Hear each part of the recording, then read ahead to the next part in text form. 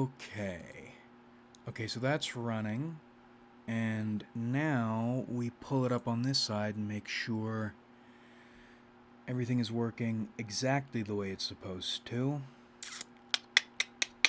Let's see.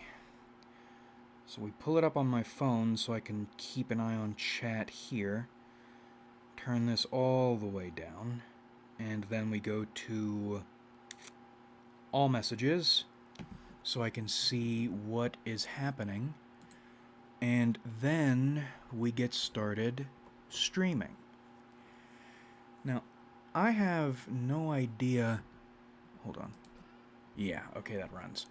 Yeah, I have no idea why streaming. Oh, I gotta set up my microphone over here. I have no idea why starting stream. Well, I know exactly why starting stream stresses me out. As we mentioned last time, the worst things that can happen in your content career usually will happen while you're streaming. I mean, lots of bad stuff happens when you do content stuff, even if you have a small channel. Even when I had only a couple hundred subscribers, bad stuff would happen, but the worst stuff tends to happen while you're streaming. So it's always nerve-wracking firing this up. And I don't know why. I have no idea why I want to stream. I suppose it's because I have the opportunity to, and usually I don't. Mentioned skill building last time as well. Maybe it's because this is an easy way to take risks, or to build the risk-taking muscle that we talked about in the earlier video. I have no idea what risks I need to start taking. I don't even know where to begin with that. Because, as we mentioned, something needs to change. We need to start doing something that involves actual risks. I mean, even if we pulled the trigger on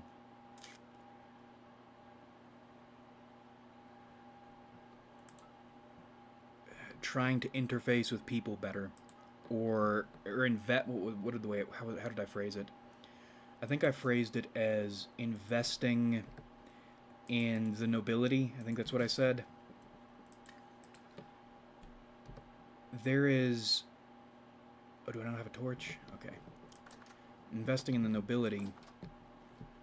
That's not really a risk, and that also doesn't really accomplish anything.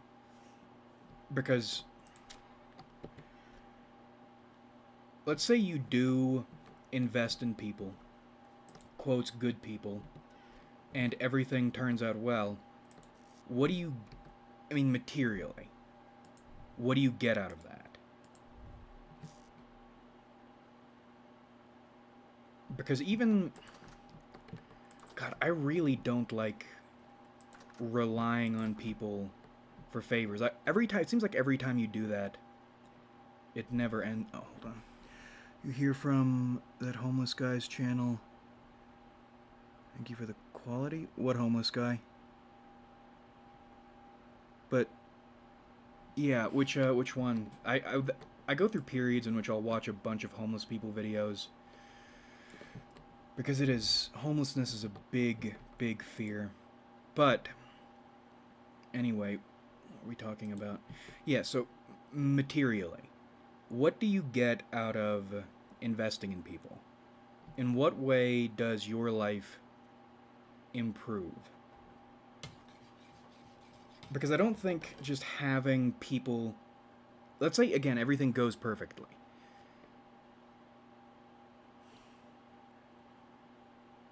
What's the end game?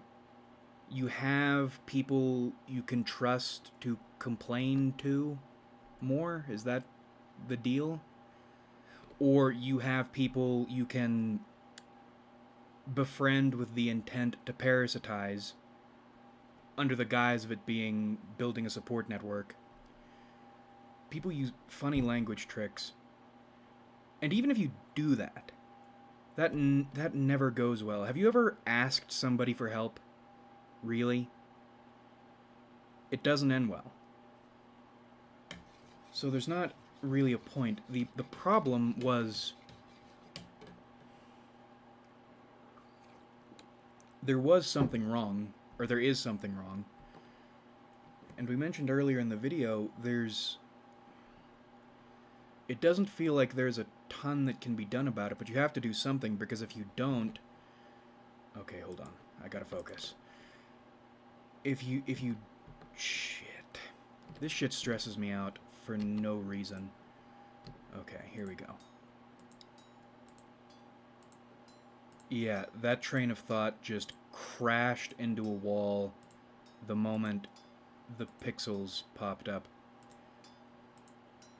This is proper tism here. God, I mean, I'm trying to make myself think about whatever the hell I was just talking about, and it's not happening. We'll come back to it. We'll make efforts once we smith this. Okay. I've been wanting to do a full on-stream playthrough of Cultic, because I've ended up liking that game a lot more than I thought I would. However, that would be a long time, and part of what I try to bring to streams is just constant talking, stuff you can zone out to. While you're playing your games or something, we can pretend to be friends. And with Cultic, I can't really do that. But then again, I'm thinking about catalogs here. And I like when creators I like have full playthroughs, even if they're not really, if it's not something they do, quotes, full playthroughs of games they like. I don't know why that appeals to me so much, but it does. And that's the end of smithing. I keep forgetting, I really need something to, or a way to quench things in here, because if I step on those, they're going to burn me, and then they despawn, I found out. So I guess we're going back here. Can I transmute grass? No, I can't. Installed the magic mod, so it's been a while. Oh. Repressed drifter, parabolic decline. He says work like walk. Repressed drifter. I don't remember what channel that is. I mean, I'm sure if I saw his face, I would know. I'm a lot better with faces than I am with names. But yeah, homelessness is very spooky. Catalogs, that's what I was talking about. Yeah. I like when creators I like have footage of them doing things they like. So I mean, there's certain creators I like a lot, and I'll fall asleep to their videos. However, or I'll try to, or I would, but they don't often have content suited to falling asleep to them. And that's something you never... Whoa, oh my god, that music that just played, that's... that little doodle-doo! Oh my god, there's a shitty movie that does something like that. And I don't know if it's intentional, but it's like a punchline every time they do it. I don't remember what it is. Anyway, I'm not sure what my demographic is, people who watch my videos. I have some idea. Fucked up people, for one. Lots of lesbians, for some reason. Lots of young dudes, for some reason.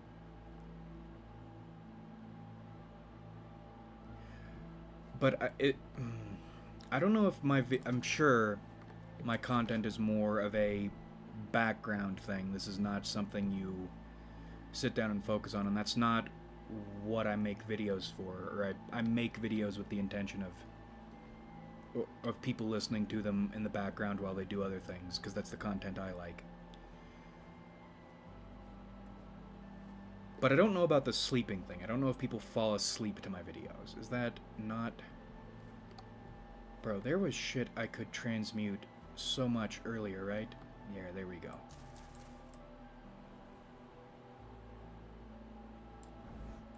Yeah, so magic starts, as I understand it, really bad, and then it gets really good later. So that's what we'll be focusing on, and building up our magic. I was playing a lot of Sekiro earlier, or the last couple days. Trying to be good at it, but I'm not good at fast-paced games like that. Never could get into fighting games either. Oh, okay, no magic. Oh, right, that's what we can work on today. We can work on the wizard tower. And also maybe a little fishing shack, so if we get caught out...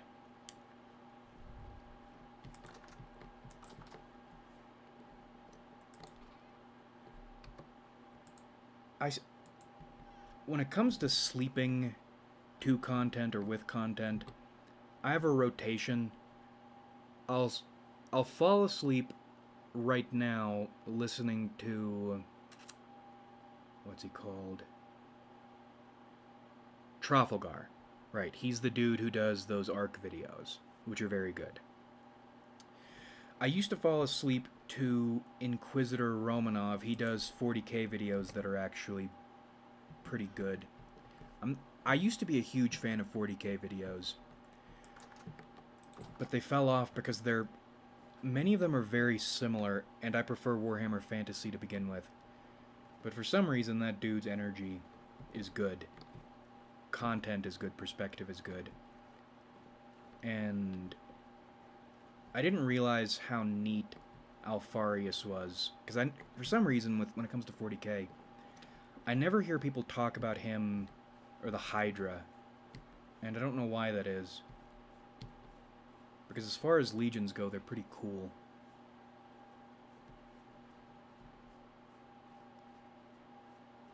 Tech priests are still neat. I've thought about trying to get into 40k for the tabletop stuff. Oh my god, that's a lot of fish. Wow. Okay. Hold on. Shit, in the water. But I'm not good at painting. I'm not good at anything artistic outside writing sometimes. Collect these fish. Let's go, let's go, let's go. No? Okay. But there's also... It seems very expensive, and there's also no... I mean... There's nowhere near me that does tabletop stuff. I was thinking about, in the Discord, trying a... What is it? Trying a vampire thing, because I still have all the materials. I wanted to get into vampire bad, but I never did. Or, no, what I did, here's what I did with vampire. I put together the most complicated... Oh my god, that's way too many fish. I put together the most complicated single-player system imaginable.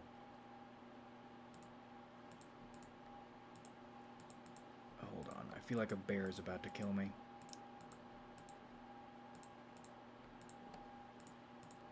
And then I stopped for some reason. Oh, no, that's what it was. I stopped because I couldn't get the... I couldn't get the emotion wheel right. I wanted to have an emotions wheel, so you could roll for how people would respond to things. And there was no way to make it mathematical, which was really irritating to me. So I just stopped altogether. Go figure.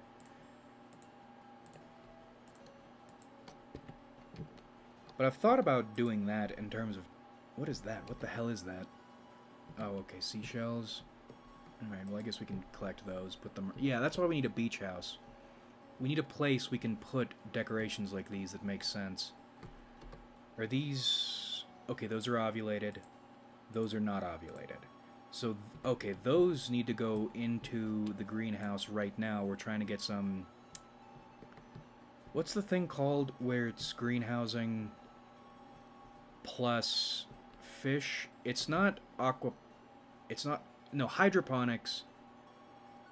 It's so stupid why they name it like that. I think hydroponics is the water... is strictly the water-growing plants. And then aquaponics is a hydroponic system that also features fish or factors fish into the building of this ecosystem, which is pretty sick. I wouldn't mind trying to get into greenhousing, but there's everything costs money, and I don't have a lot of money to be spending on stuff like that. I've been wanting to buy... Well, first it started with I wanted to buy new boots. Yeah, there we go. Wanted to buy new boots. Is that one going to take a while to... Come on now. Go in. Get the aquaponics going, come on. Okay, do I just have to throw it in this one then?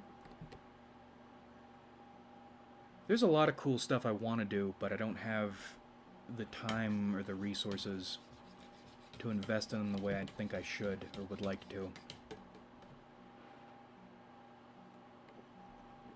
Getting back on topic. Risks. I have no idea what risks I should be taking. I mean, you talk to people, and you get an impression of the impression you give people, which is, for me, hypervigilance, which contributes to this not wanting to take risks thing. And to be fair, you know, why would you want to take risks if you know... Oh god. Alright, I need to go get more turnips. If you're in a situation that already feels risky, then why would you want to take more risks? And I'm not talking about this rationally, I'm talking about this in terms of how your body reacts to things. But the only answer is to take more risks. The problem is not knowing which risks to take or how far to take them. Again, that's part of why I'm streaming right now, is I want to get back into the risky mindset. And although things can go catastrophically wrong on streams, but odds are good they won't. So it's kind of safer. Well, why don't I just do all the fish, actually? Yeah, why don't I just do all the fish? I don't need to waste those. What am I doing? And then hopefully by evening, the nails and strips will be done.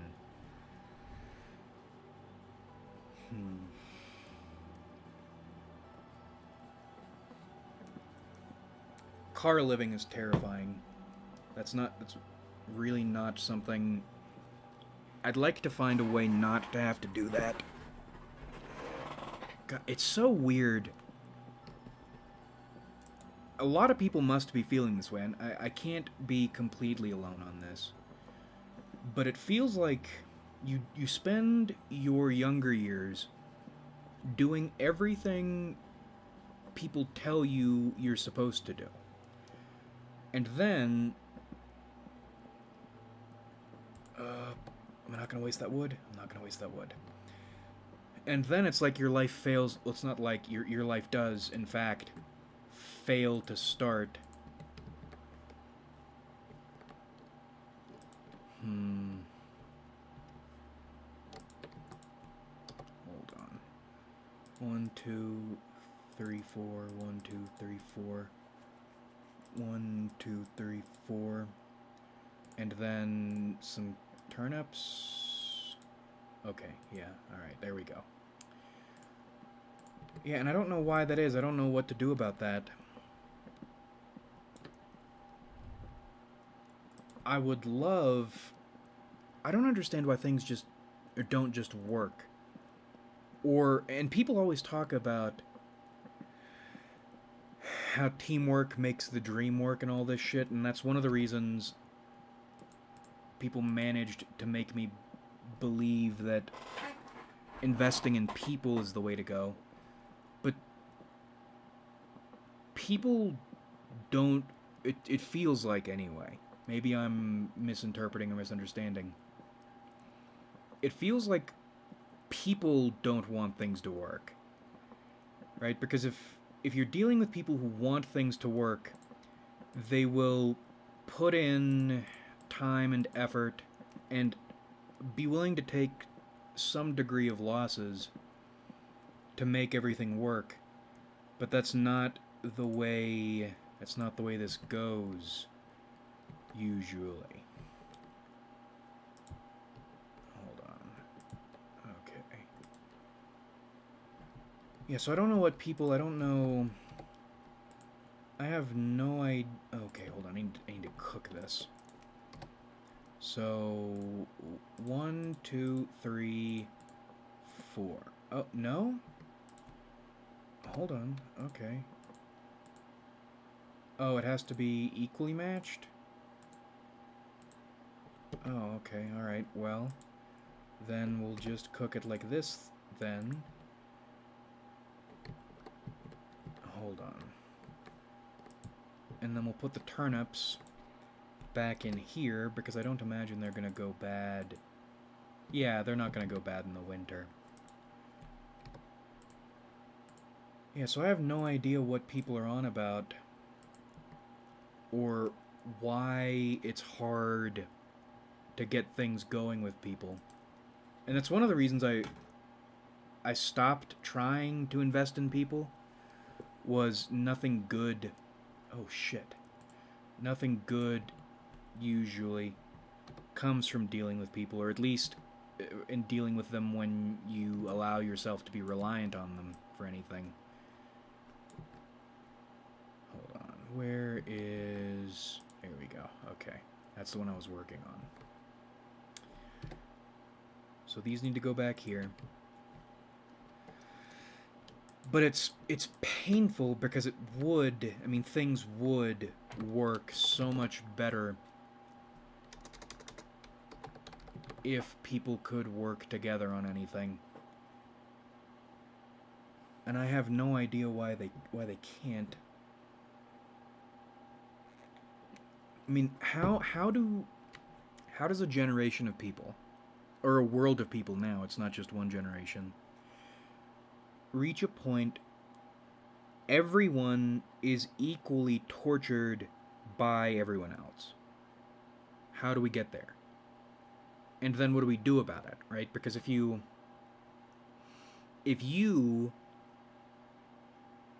accept the fact, or the possibility, or the probability, probably the fact, you are torturing other people by doing whatever it is you do naturally, and you start trying to be someone other than yourself to make other people happier, that doesn't go well, or people don't appreciate that. That's something... Anything you do for other people is something people take or use to take advantage of you. So nobody wants to take the first step, because, I mean, this is like building a colony on a hostile planet or something. You don't want to be in the first wave. People who go in first and then die so other people can be happy afterward. Especially knowing they wouldn't do the same for you. And if you do, then it's not like the colony or the planet is going to fuck you up. It's other people who are going to fuck you up. So you get it in your head, maybe I'll try to be the first person. Or maybe I'll be willing to take the loss, to take that first step so other people can be happier one day. But this isn't This isn't like planting a tree, because planting a tree is a one-person job. That is something one person can do. But you get other people involved, or you're dealing with other people too. You're dealing with other people too, and oh, okay, there we go. You're dealing with other people too. That's what we were looking for. Alright. So let's cut that up. Hold the phone. Yeah, so what I'm trying to get at in a way that I'm not getting to the point. Even if you try to take the first step, it's not just about you taking the first step. Lots of people have to take that first step, and that's not going to happen. We can't organize to do anything. And when the proposition is organizing for everybody to take a loss, a big loss on top of that, it's not going to happen. Why are you like this? Okay, here we go. So culturally speaking, I don't know how we're going to get out of this. I don't know what to do about any of this.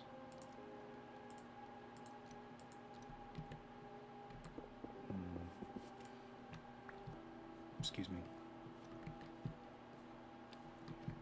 Is that what all is transmutable, actually? Yeah. Hold the phone. Put all this up here. Okay, one more fox, and then I can focus again. Oh, thank God. Okay, cool. Wow, I was not expecting that to land. I would love to invest in people. That's the painful thing. I would love to invest in people and for everything to be good, especially on a larger scale, but I don't think that's going to happen. So you have to come up with other plans, but the other plans are all mad scientist bullshit at this point. Because we're past the point, we're past the phase we could reasonably get ourselves out of here, out of this situation, comfortably. So you're facing, but when you take risks like that, you're facing, Jesus, you're facing big risks, larger risks. Oh, that's a bear.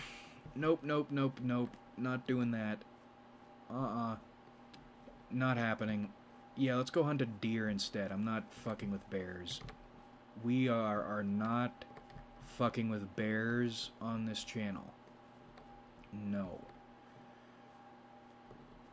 That's another painful... Well, I wouldn't say painful, because you know it.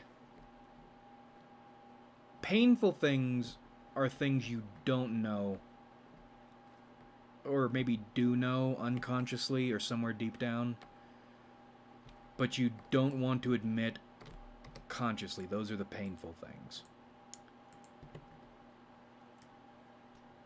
Okay, here's more resin. Good. One of the not so painful things, but not fun things to think about, is the fact that you're not capable or competent in the slightest.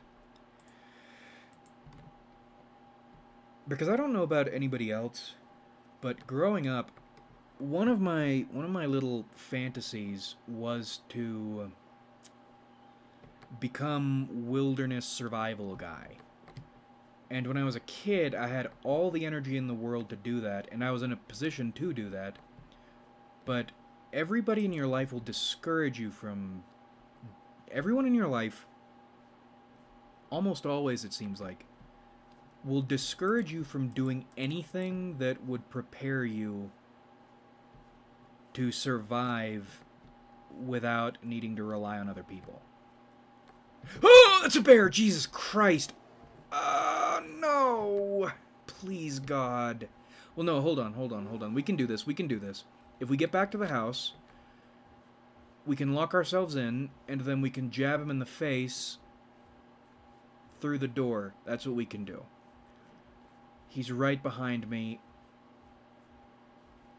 I'm not as slow as I could be because I'm wearing wood armor instead of copper armor. Oh, but yeah, I said he's right behind me, hoping maybe he wouldn't actually be right behind me. But then he is, he's right there. Jesus fucking Christ! Fuck you, you motherfucker. God damn it, that scared the shit out of me. That's kind of funny, but it scared the shit out of me. Jesus Christ. And now he's just here. And now he's just here. Come on, dickhead. Come on, dickhead. Where are you? Okay, he's just out there now. Oh my god, I have no idea where he went. I mean, he's over there? You know what Oh, I am...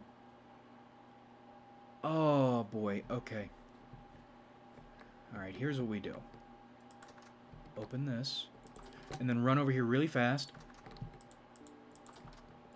Okay. What I need to do is I need to enclose this whole space. Once we enclose this whole space, this strat we're pulling right here will be a lot easier. Yep, there he is. Okay. Fuck. And he's just gonna be there.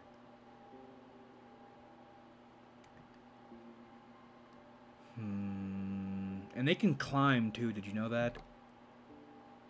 Vintage story. Grizzly bears can climb. I don't think they can climb super far, but they can climb. And this is a 30... They have a 30... In the winter, they have a 35 block detection radius, so I think he knows I'm here. Well, I mean, I know he knows I'm here, but I think he knows I'm here. God, that scared the shit out of me. I mean, that is one of the benefits of this game. Stuff matters. Scary things can happen. Shit, that scared me, though. Jesus.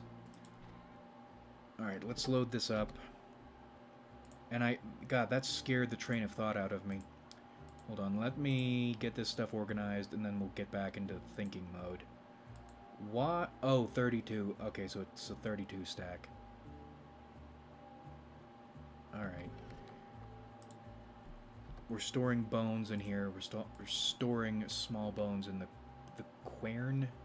The cairn? I don't think it's the cairn. That's where dead people are stored in fantasy settings. And the trunk is filling up. Way too much junk in there. God, that really scared the shit out of me.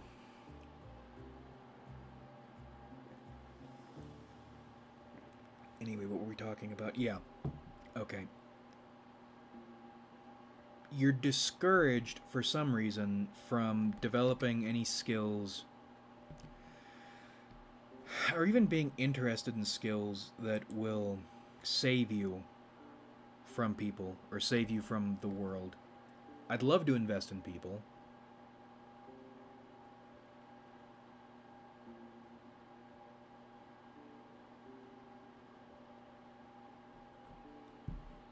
The problem... It seems like the strategy is... You should aim always to be able to force your way into getting whatever it is you want, especially when your survival depends on it. And that means, regarding people, that means it's a lot smarter to learn how to manipulate people. But I'm not good at that. I can do it somewhat. This is like lying, right? I'm good at lying when there is truth I can work from, and I really need to. So in non-total fabrication lying with necessity, I can do that pretty well.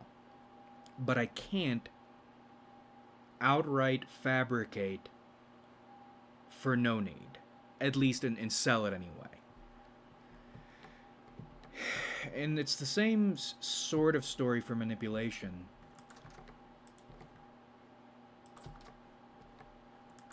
I'm not good... Okay. I'm not good at manipulating people when it counts. As in, with manipulation, if it doesn't matter, then I can probably sell it pretty okay. Hold on, that's 20 and 20, right? Yeah, 20 and 20, so that needs to be 10 and 10. And that's the other, well no, that's what I was trying to phrase out in my head. Passive manipulation is something I can do okay. As in, I'm aware when I'm dealing with people, but I mean everybody does this, but that doesn't excuse it. Quotes. I am working to get people on your side or facing toward whatever goal is your goal longer term.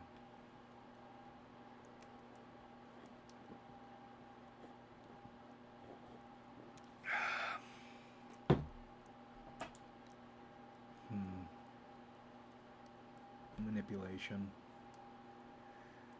What I'm not good at is setting a goal and saying, I need to get this person, and that's the other thing about passive manipulation, is it happens more with people I feel some kind of positivity toward. But I'm not good at saying, I hate this person, but I need them to think I like them, so they'll do this for me. I'm really not good at that kind of manipulation. But I'd like to be. I mean, I think you need to be up to a point.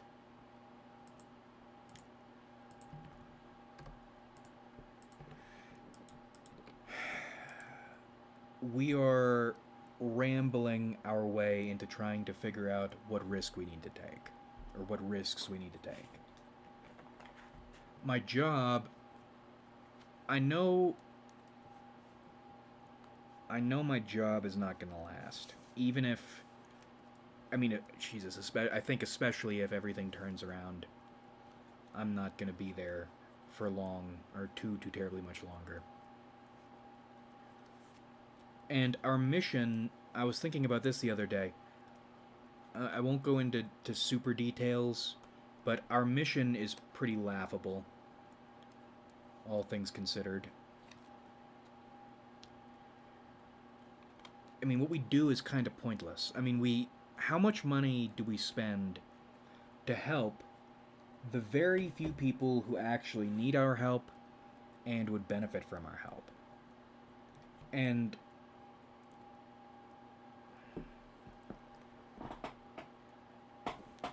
why are we even helping? I mean, I'm doing it because I like this skill set. I'm doing it because I like I mean, every job comes with bonuses. I like the social bonus that comes with being able to say you work for a nonprofit and you're pretty good at it. And I'm not the best at what I do, but I'm pretty good at it. Realistically, if I were in my position at another organization, I'd be worth probably $20,000 more than I'm paid right now. Or if I were in a lower position in another nonprofit, I'd probably be worth $10,000 more than I'm paid right now. But the benefit is being able to say that you're in a nonprofit and you're doing some fulfilling bullshit. And it's painful because the few times that what you do matters, it is fulfilling. That's another one of the little side benefits, is one of the rare times you make a really make a difference. That feels good.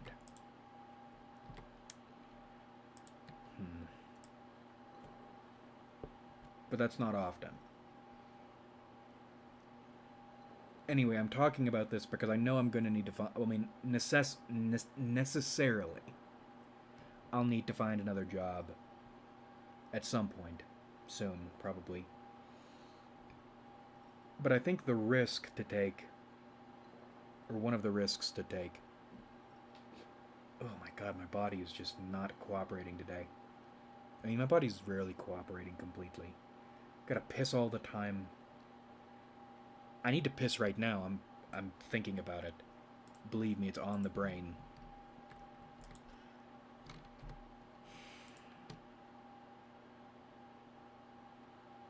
Hold on, let me eat all this so we can just get rid of it. I need to find...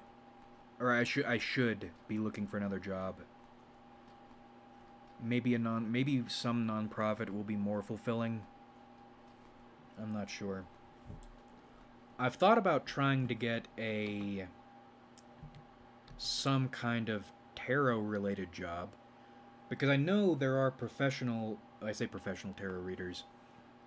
There are salaried tarot readers out there. I've seen them. When I went to buy my first deck, there's that music cue again. When I went to buy my first deck, there was a dude in there getting paid to do tarot readings. And that was something I mentioned in the notes, but I don't know why this is a phenomenon, cultural phenomenon, worldwide. Androgynous John Lennon. That's the look a lot of people have now, and I don't know why that is. But that's been that way for some time. I haven't been checking these. So onions... Oh, onions don't grow well in the cold. Anyway, I've thought about getting or looking for a job like that.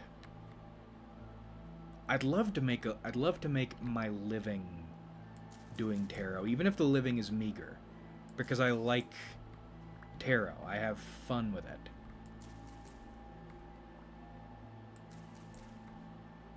Hold on, I'm thinking about crop rotations. My brain is on crops at the moment. And flax doesn't... Nothing grows well in the cold except for carrots. Or, no, do carrots not grow well in the cold? I thought... No, okay, carrots do grow okay in the cold. Why is this not warmer? Whatever. We'll continue working on this. I need to put an oil lantern in here. Or an oil lamp, excuse me, in here so we can deal with that. One of my goals... I would love to get into making pelts. Because you make pelts in this game, and they're cool, and I've always... I'm fascinated with that self-sufficiency shit, and that's probably because I am not a self-sufficient person in the slightest. Or, I mean, I am, but not where it counts. And where it counts is being able to separate yourself from people entirely. That's a turkey. Separate yourself from people entirely. Not able to do that. So as much as I hate this situation and all this stuff, there's really no fully escaping it. What we need to do now, I think, is... That's what we need to do. We need to make a pitfall trap. So, where should we make it? I want to make it somewhere in the woods.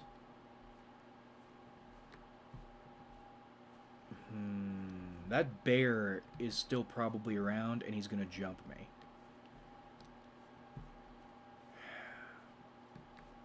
Anyway, we were talking about risk-taking.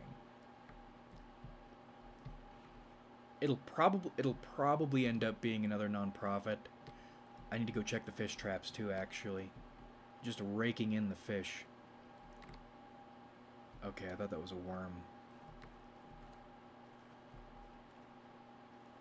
I should probably... It's nice, I mean, it's kind of cheaty, but it's nice in the winter knowing you have a food source.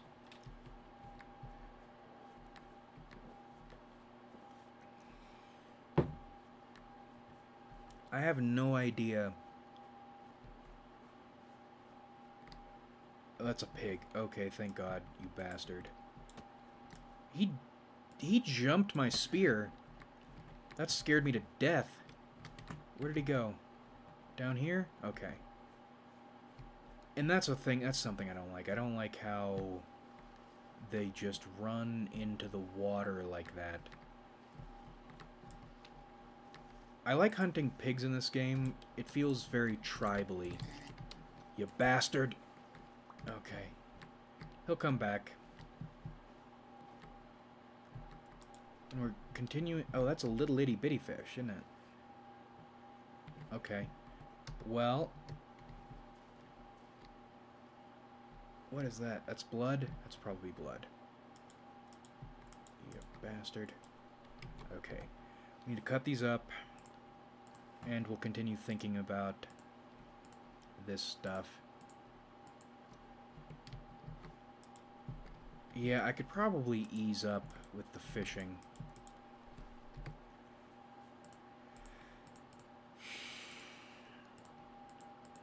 I'm still sort of thinking about taking risks with people. But I really don't see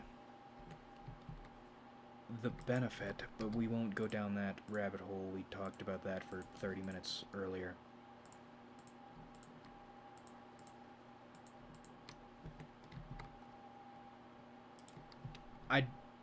I don't regret college, although I do very much dislike my student loans. I couldn't imagine trying to get through life on a thinking about stuff or an existential level without... Are those... Okay, those I can eat. Without my degree.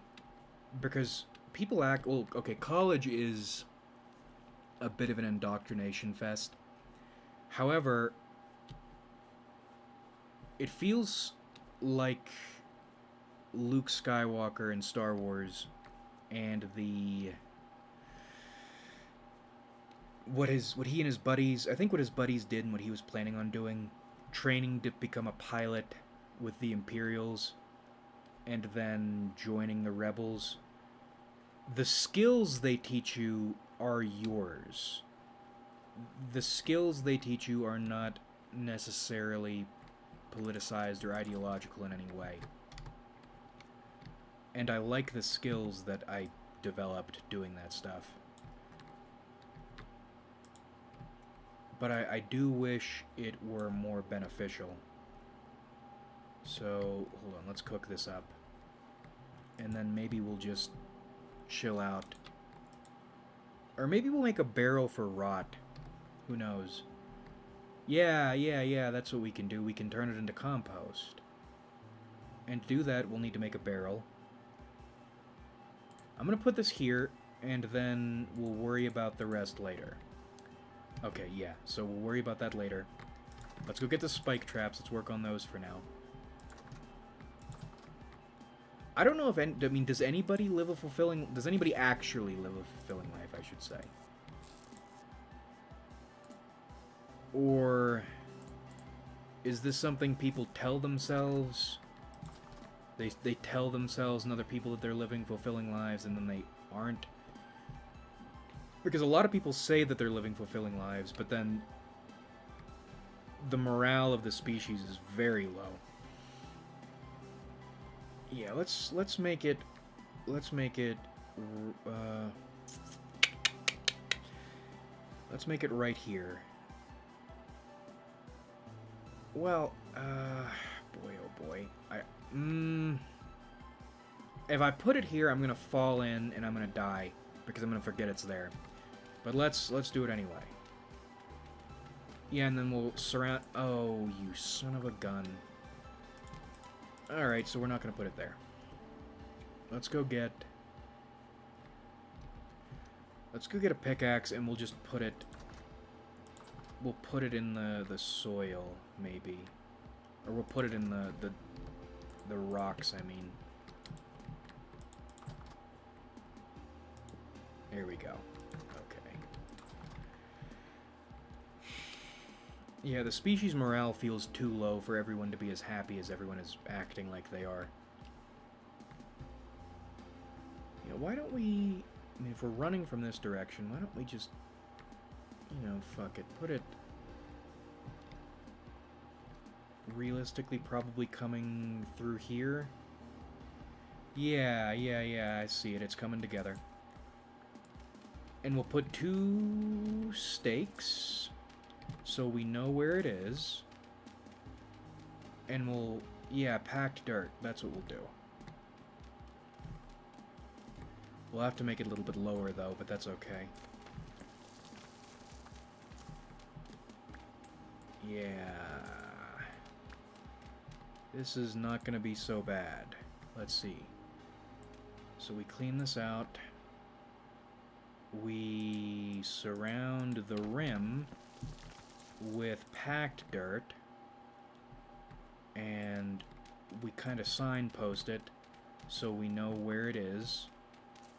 Yeah, so there's no grass, and the color stands out. There's no way we're going to fall into this. Even though we will, and I can feel that that's the case. Do I need to get some ladders or something? I probably need to get some ladders. Hold on, coming.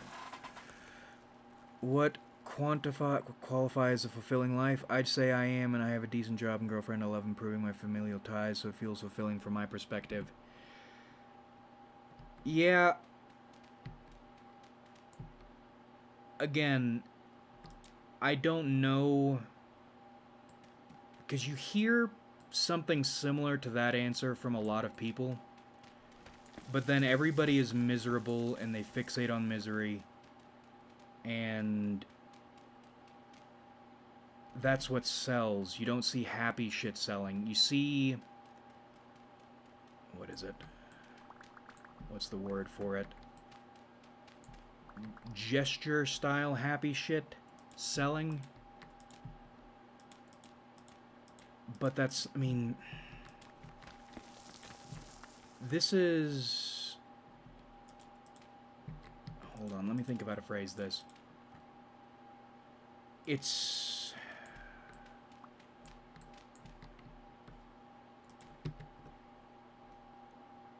It feels like the ritual... Well, I mean, actual scapegoating. This is the ritual you perform to continue indulging in what you indulge in and not thinking about or acknowledging what you're actually doing. And what I mean by that... So, again, you'll get a lot of people saying what you're saying, but then outside one instance, or the instance in which they say it, it's still misery is what sells, or what they focus on. And it's never... That's another thing. People who say they have fulfilling lives, you rarely see them focusing on their fulfilling lives. It's always talking about or telling people how fulfilling their lives are. So when I say, or what, for me, what qualifies a fulfilling life, we're gonna have to figure out a way to get out of here. Hold on. Any life that is not miserable. It's not a specific thing, because that's another thing people do. People act like possessing a certain number of traits or doing a certain number of things makes them free from miserable, and it's... how to phrase this also.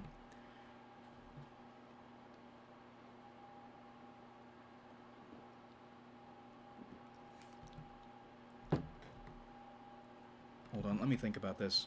That answer makes me sick, and you hear that answer all the time, or an answer to that similar effect. If everybody is so happy, then why is the attitude of the species so miserable? Why is that what gets focused on? Why...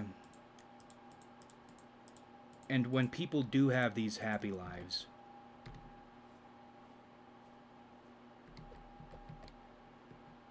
it never feels like there's any progression. That's another thing. What I mean by that is...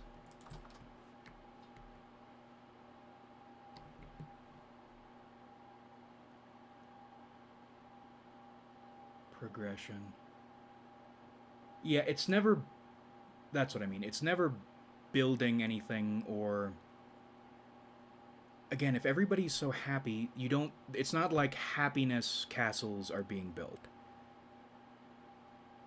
When people say they have happy or fulfilling lives, it's just the having of it. And usually when people are really happy or have fulfilling lives, as in they have something, it's exponential. There's growth, especially when you see it from lots of people. Whereas what we're dealing with is a constant decline, not an uptick or not any growth. It's the same thing, or it's not the same thing. It's a similar deal with these happy philosophy people, like Stoicism. Stoicism is one of my favorites for this. People will say things like Stoicism, or they'll champion things like Stoicism, and then... Oh, I need to get steaks too, but we'll get to that. When push comes to shove, it doesn't work. Because if there were answers, you would expect more people to be using them and people to be finding more success with them. And once again, that's not what happens. I'm gonna fucking die. Hold on. Oh no, okay, I can jump over that. And what I probably need to do is I probably need to build down here and get this set up as a check spot or something. Hold on. Okay, so we're just gonna lose that one.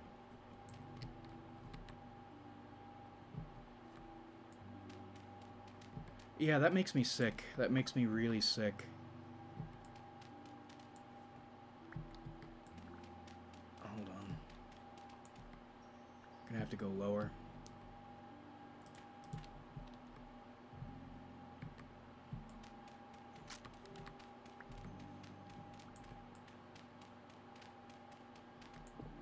Okay, here we go.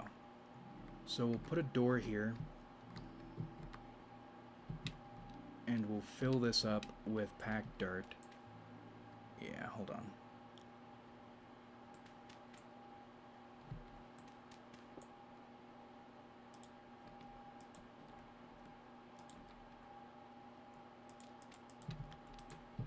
Okay, so this will be our pitfall trap.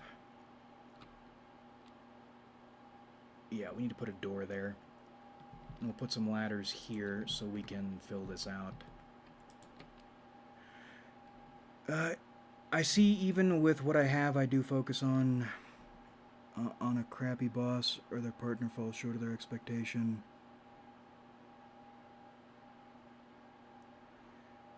No, see... Wait, what point are you making? Is that a people don't appreciate the positives in life sentiment?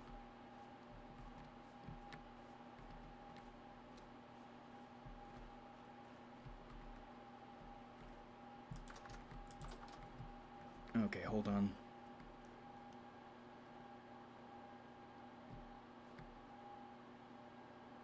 Hold on. That...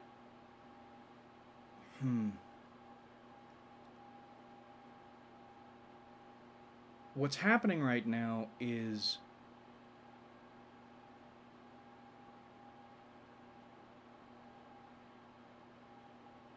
I am completely lost. Hold on. More or less inherent positives inherently come with the negatives, and it is annoying when people pretend everything is happy to convince others. Yeah, I have no idea what to say to that.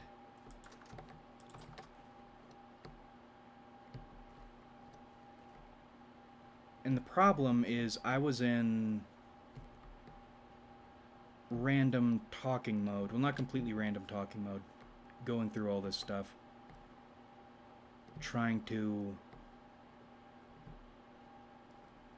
figure out... I think what I'm doing with streaming, or what I was doing with streaming, talking our way into answers. Good evening. Yeah, good evening.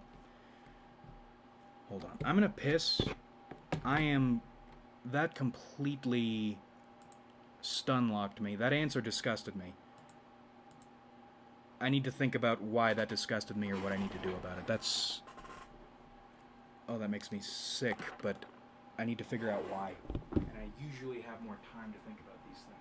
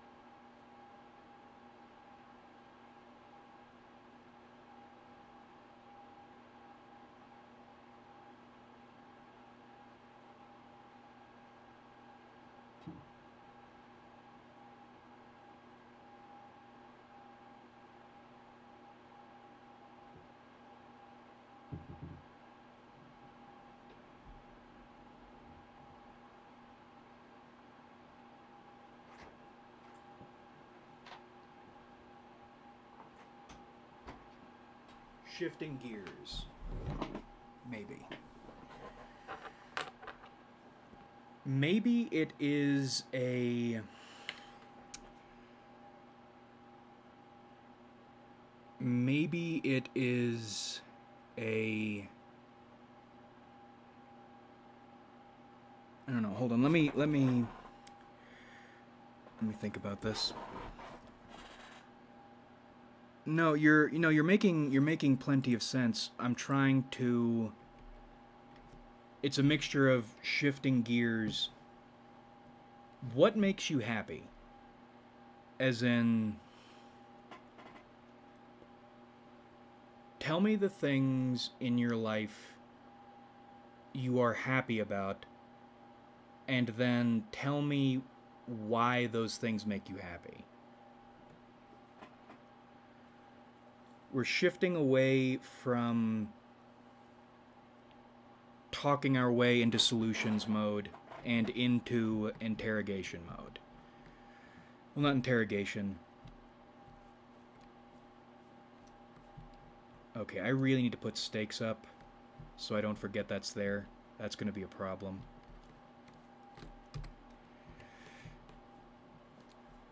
Maybe, so while you're doing that, maybe...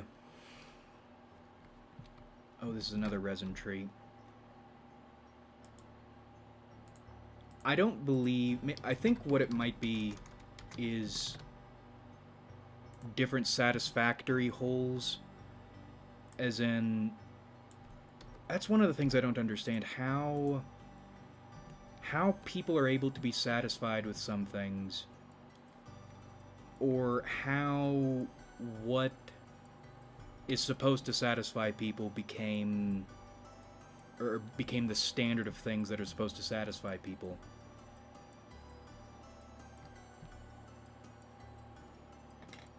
Because it doesn't work for me. And people, why that answer made me sick. Because the species mood is dissatisfaction right now, what people are doing is they're trying to punk... Everyone is trying to punk everyone else. Because it's all high school shit. Life is high school. I don't even know why we call it high school. It should just be called life. Everyone wants everyone else to think they are in a good position, because if they can convince other people they're in a good position, then there's something there's some emotional gratification from that, there's some self-soothing from that. So when you tell most people, and I'm not saying you did this, when people who are telling you these sorts of things, telling you that they have what they're supposed to have and they're very happy about it, they're self-soothing at your expense, usually because one of the things they'll do immediately after that is try to force you or strong-arm you or shame you into somehow changing your brain chemistry and finding satisfaction in things you don't find satisfaction in. When the key is they aren't usually these people aren't satisfied.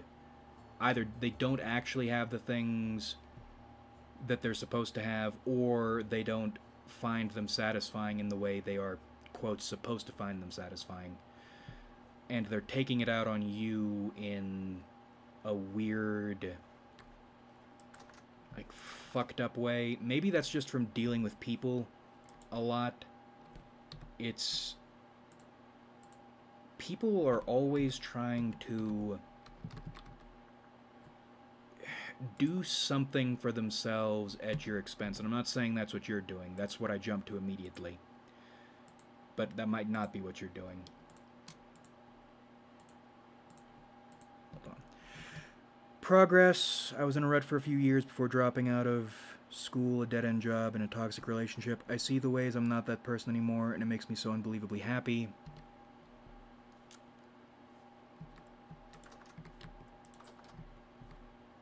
Okay, I see what you're saying. Is that well, no, that would be, because what we're gunning for is a feeling of, we were talking about this earlier in the video. The goal is to feel like you are not necessarily getting anywhere, because there's not really a place to get, I think, but at least to feel like you have momentum on a track. So that makes sense, actually. Let me think a bit more.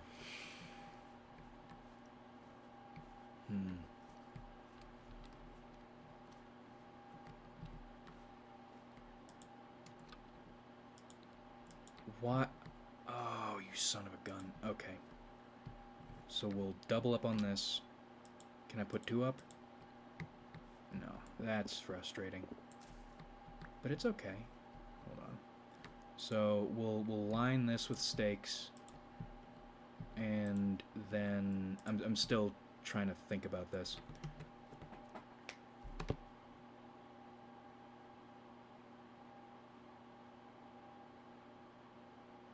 Where do you want your life to go?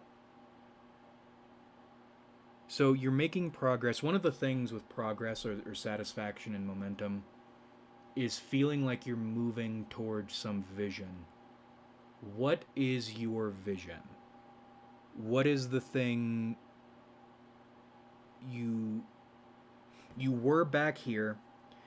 You were this person. Now you are this other person, which is satisfying. Is it? I mean, I'm sure it is the distancing from who you used to be.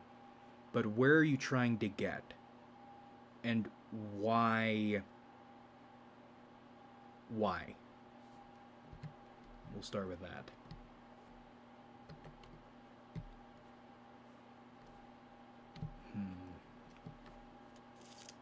I'm developing a crutch. Streaming. You got to catch yourself when you start developing crutches. I'm going quite a lot. Another crutch is again, saying again. Because when you say again, what you're doing is you are making it seem like you're repeating yourself intentionally. Or there's a purpose behind your repeating yourself. That's not a crutch I want to drop, because it kind of works. And also, a lot of people do it. So it's not so bad.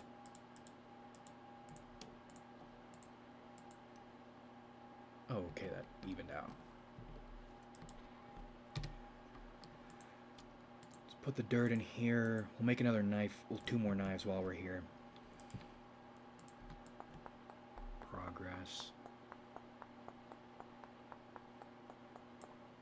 Yeah, I suppose one of the problems is people feel like they can't or aren't able to make progress when you boil it down to what everybody's upset about.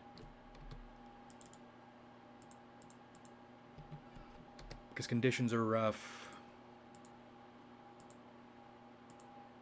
AI, someone mentioned that earlier, AI is freaking people out.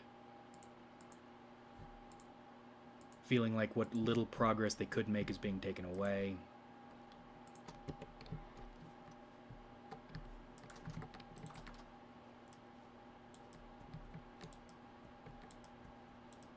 Yeah, we'll get these out of here. You can skip stones in this game when there's water, which is nifty. And I need to put the stakes away. Yeah, we'll put the stakes in here. Okay. My ultimate vision is financial freedom for me and my partner. I want to travel and not stress about the price of an appetizer or health bills.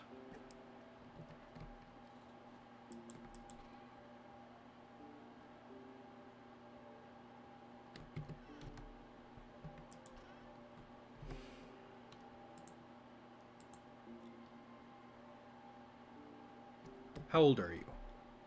And what country are you in? I mean, it sounds like the United States.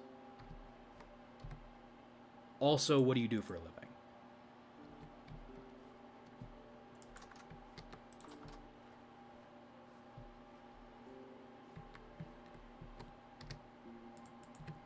We're going to get rid of those.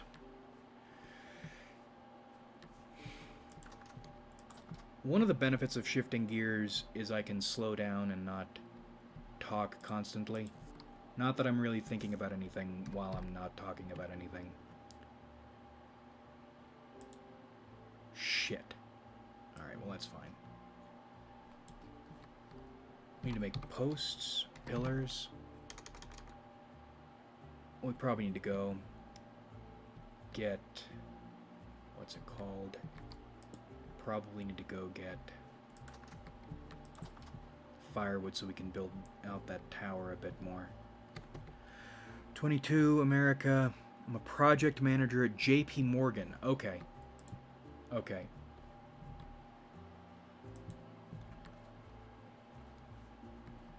Oh, wait, hold on. JP Morgan, are you...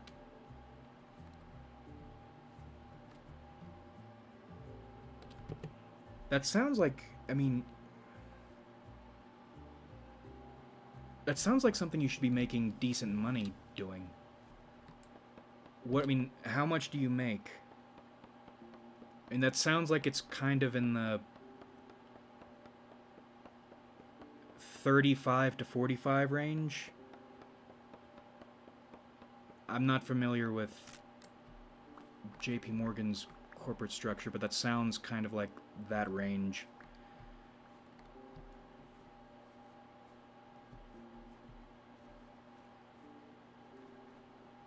What I'm trying to work out internally right now is if I'm disgusted, because I still feel a level of disgust, not pointed at you. Am I disgusted with the idea other people could be happy?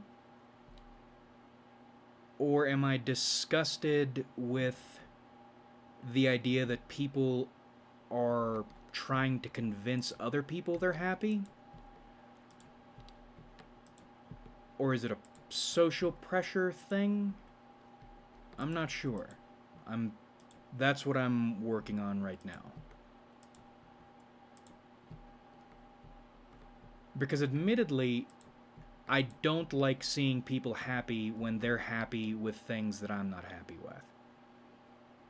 And that would be, if that were just it would be pretty easy to... And that's another thing. Yeah, it would be pretty easy to put yourself in the hating people for no reason bucket. But the problem with that... Two problems with that. One, I don't think people...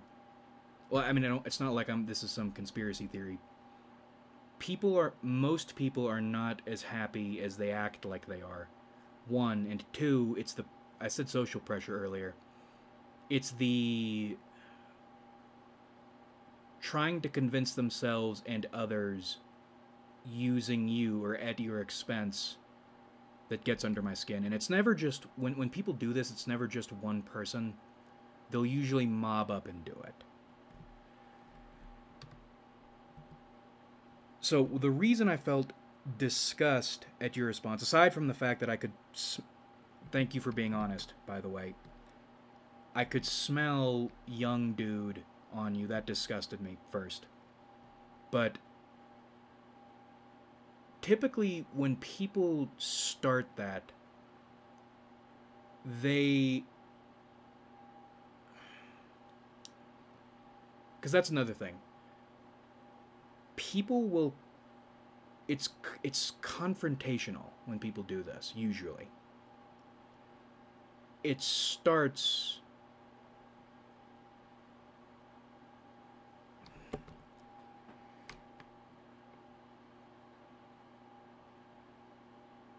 The way this works on YouTube, because you deal with groups of people or people coming through, it'll start with one person feeling jabbed or threatened in some way, which is what happened on the Discord server a week or two ago.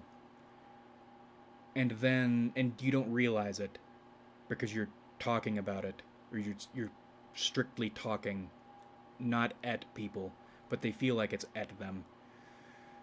And then one person will react in a defensive or counterattacky way, which on YouTube or in normal videos that's not as difficult to deal with, because again, you have time. On stream, you do have time technically, but you have to sit here and think.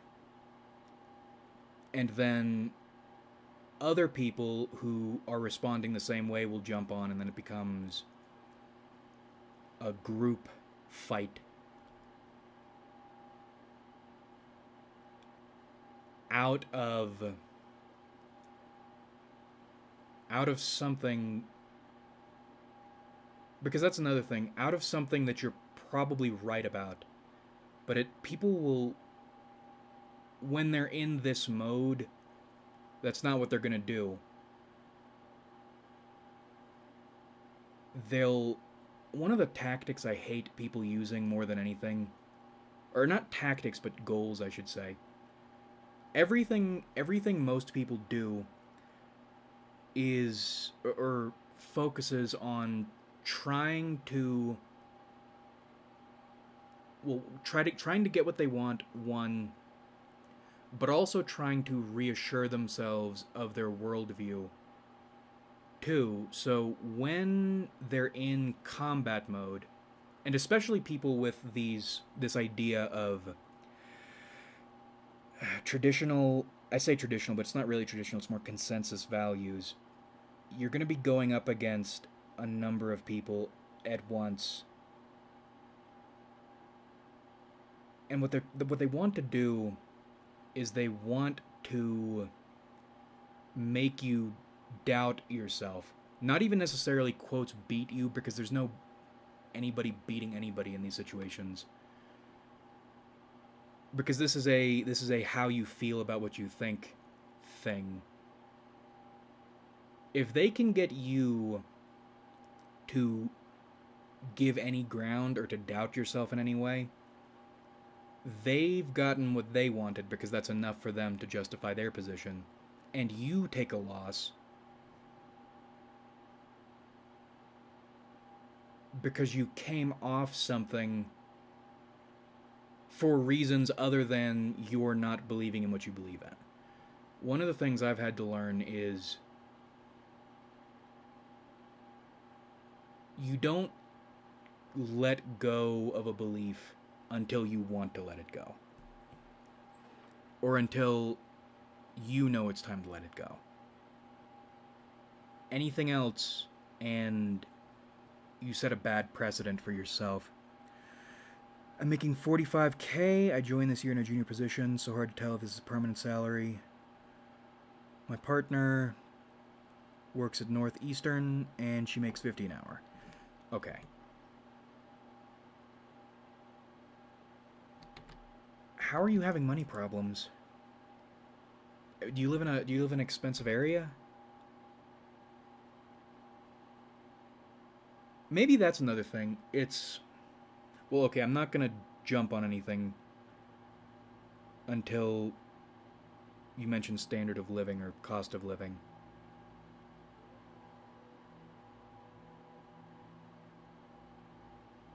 Yeah, that makes me sick too. Not in a. Well, no, that is one thing. I hate when anybody is doing better than I am, just generally. So that's another not personal and not.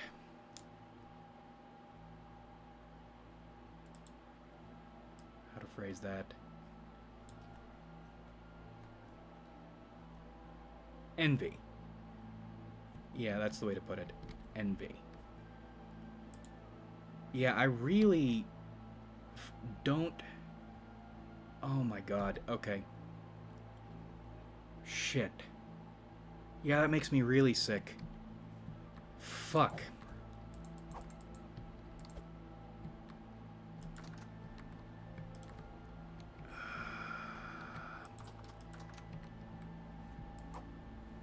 But again, not specific contempt at you.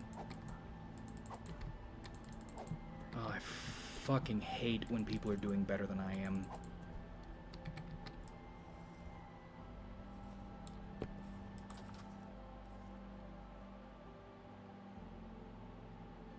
But why do I hate people? Why do I hate when people are doing better than I am?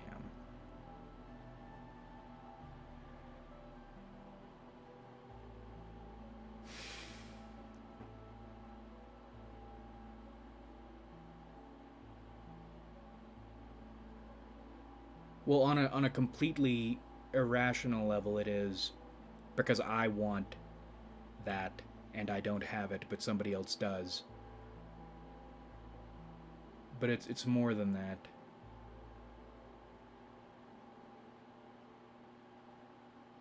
Or is it really that simple? Is it really literally just envy?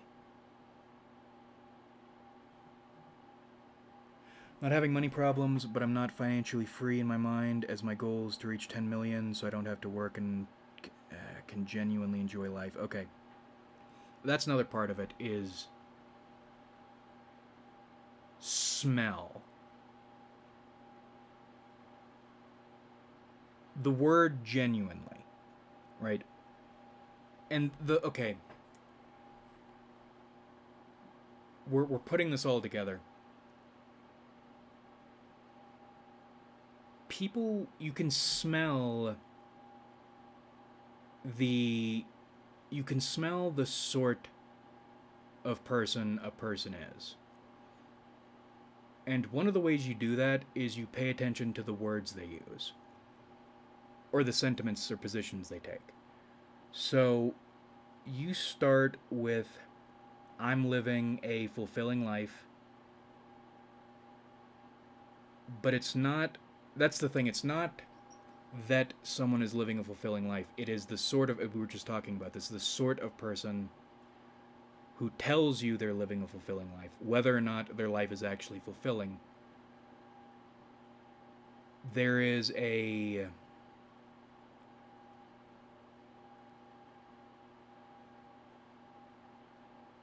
characteristics, genuinely. This is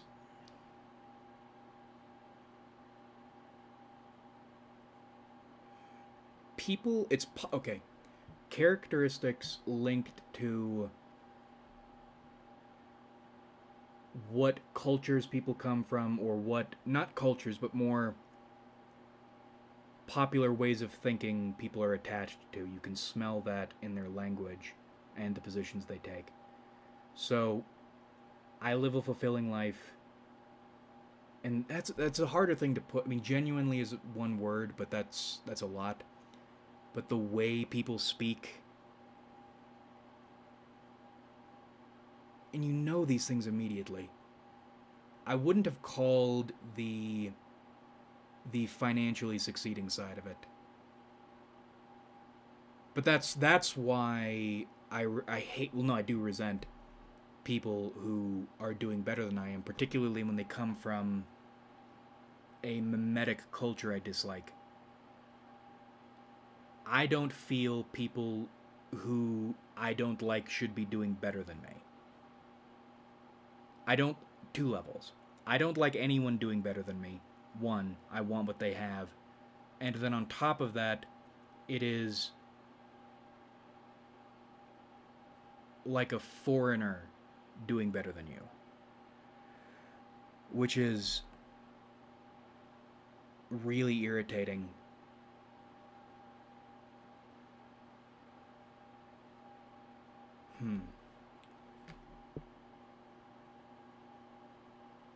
Alright, we're going to keep thinking about this. Get back into the game, but we're going to keep thinking about this.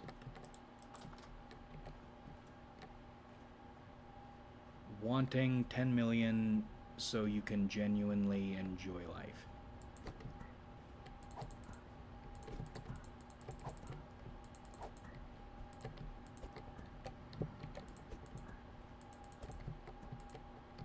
Part of it is probably different sets of concerns.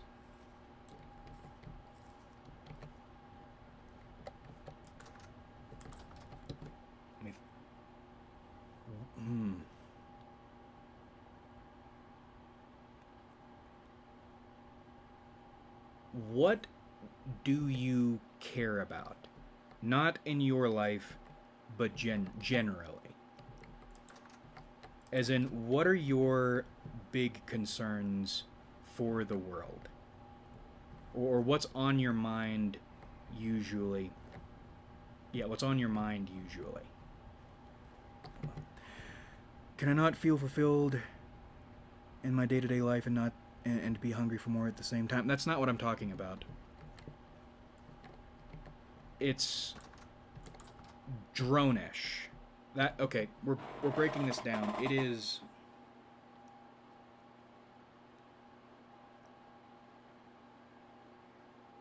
it's a lack of I care about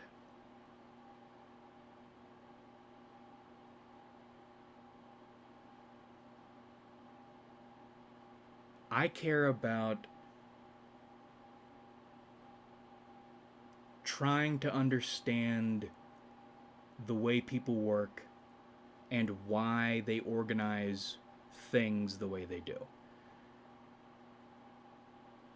Your background mimetic culture sickens me because it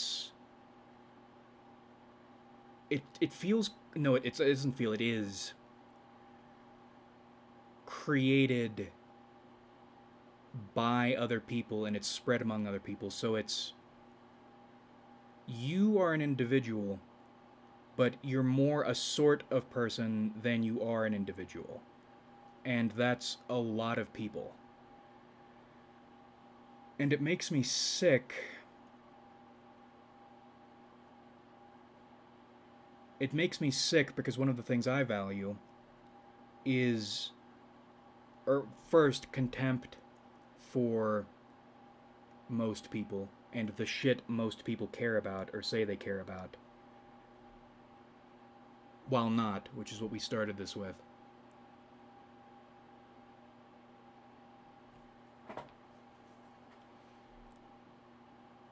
So it's, on a more basic level, it is a sort of person I hold in contempt having things that I want.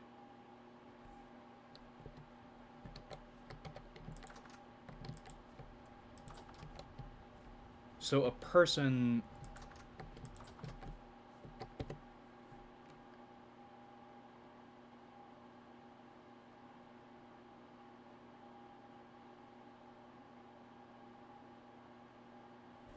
it's contempt, it's resentment.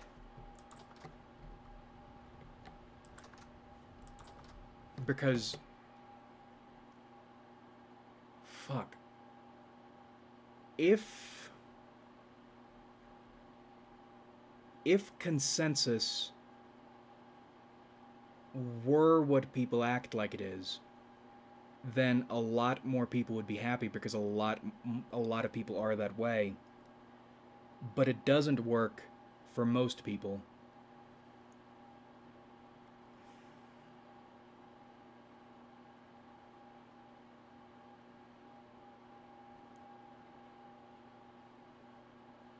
Yeah, it's, I mean, that, to really boiling it down, it's essentially a foreigner with a culture I dislike doing better than me. That's why it makes me sick. You can get into other stuff, like, I mean, like we were talking earlier about the self-soothingness or the at your expenseness. But you aren't self-soothing because your life is, for the most part, where you want it to be, or you're on the track you want to be on.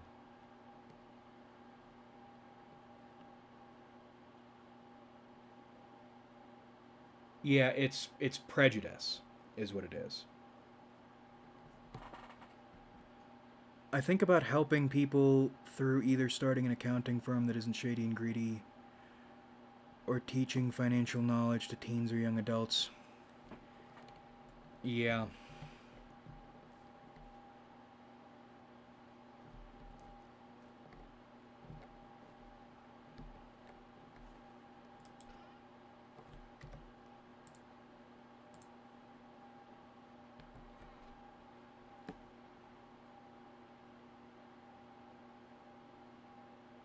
I'm stopped now because there's not really much else to say. You're not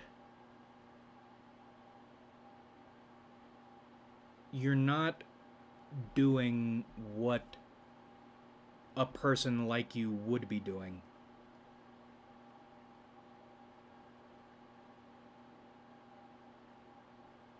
Yeah, well, it's like a Chinese dude not scamming you, but he's still Chinese.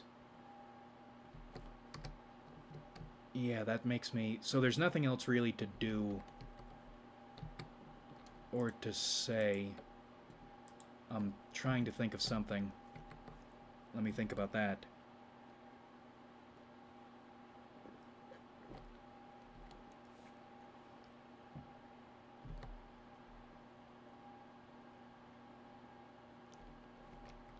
And the Chineseness is this feel-good shit, or... I mean, that's part of it too, as in, you'll see people say things like... doing all this good stuff, and then you don't... That's not usually the way it turns out. Or they never actually do it. But maybe you will, maybe you'll be different, but for right now it's in words realms.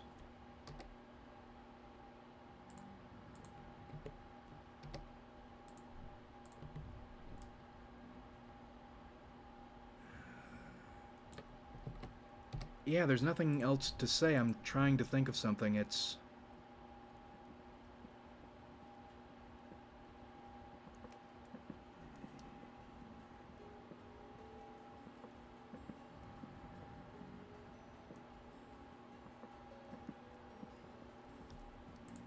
not specific to you, but it does generally... maybe it's because of... Well, it's not just because of the nonprofit, because I've thought about this before. But...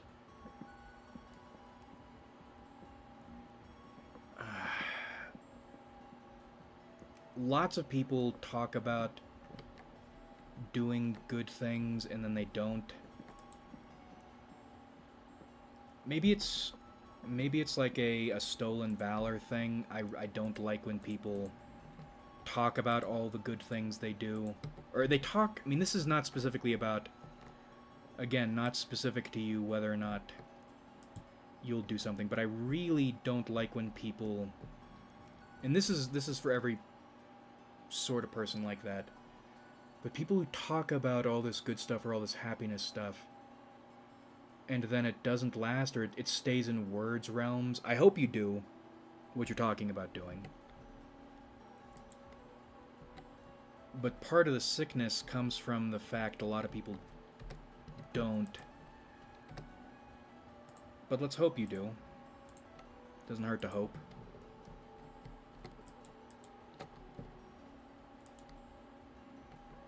I need another piece of firewood.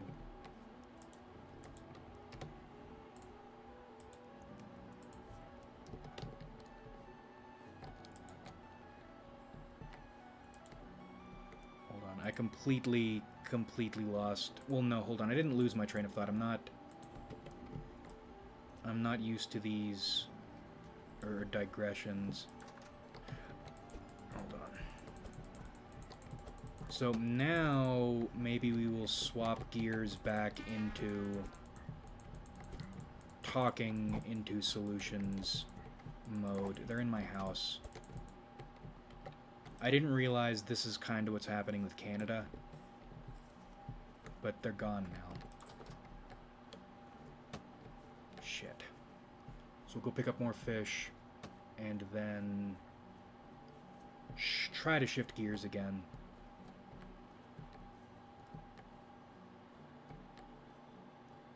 Or no, maybe one more question if you're still around. What brings a person like you to this channel? And what...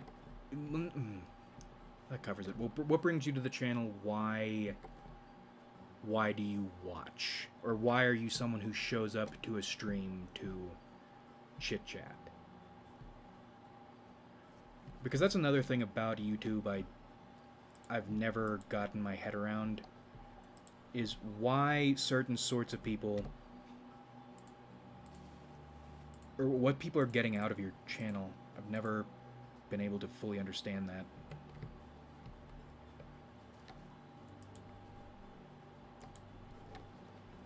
Because you do fall into one of my larger demographics, but not in the way they usually do. Like, you don't sound severely mentally ill.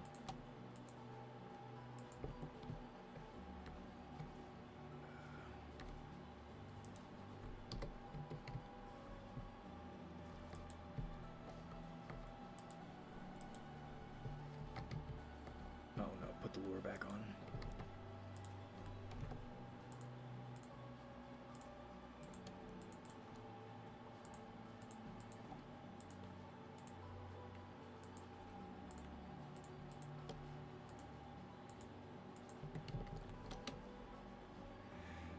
Yeah, you really stun-locked me. I'm still trying to get my head around that. Usually, the hope core or happy core sort of person immediately goes into hostility. Not used to that. Maybe I've just been dealing with INFJs too much lately.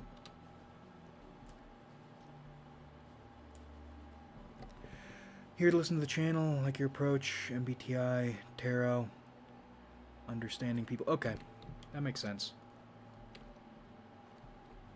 I mean, it makes enough sense.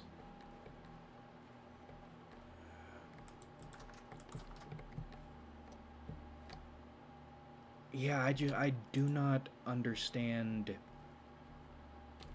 That's another thing. People do not make any sense to me. And I wish they did. Part of the reason I'm hyper-vigilant, that's something... People like using that, or putting that word in my face a lot, or have been putting that word in my face a lot lately, and they aren't wrong. It's correct, I am hyper-vigilant. But, I mean, I think you should be, one. But also...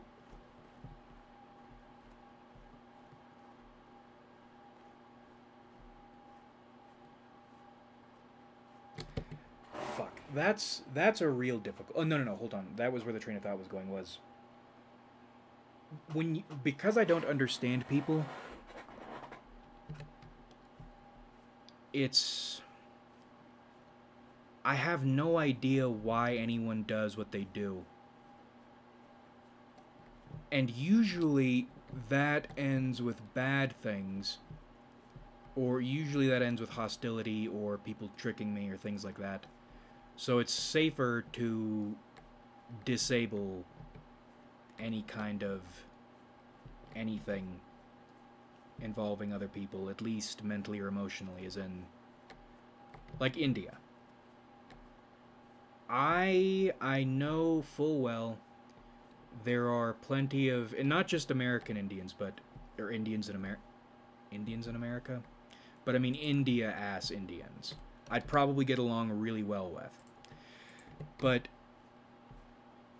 for some reason, I mean, there's so many nations to have an issue with, but India has been bugging the shit out of me for a while now. But I know there are some India-ass Indians I'd get along really well with, but the odds you'll encounter them are very low, and typically when you open yourself up to enjoying curry, it doesn't end well, so you shut it all off. And in the process, you do lose... You know you're losing possibilities of something better, but that's a cost you have to take sometimes. And the other part of that is when, like in terms of genres, right? I know what genre of dude you are, but I don't know the specifics, and under different circumstances I would shut that off completely. Benefit of streaming here, or at least, I mean, streaming is nice because you have to have conversations. Well, you don't have to, but maybe that's part of the risk-taking we were talking about earlier. But no, usually your genre of dude would be the sort of dude who causes me problems. You didn't. But that doesn't change the fact that you are that genre. Ergo, when it comes to shutting people off or not leaving yourself open to anything,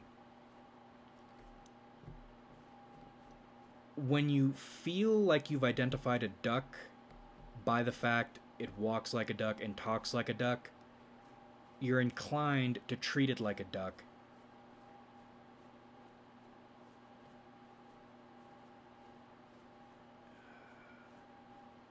And I try to leave myself open because I really don't like losing shit. One of the things I'm terrified of is becoming an old man, or even becoming like a slightly older man,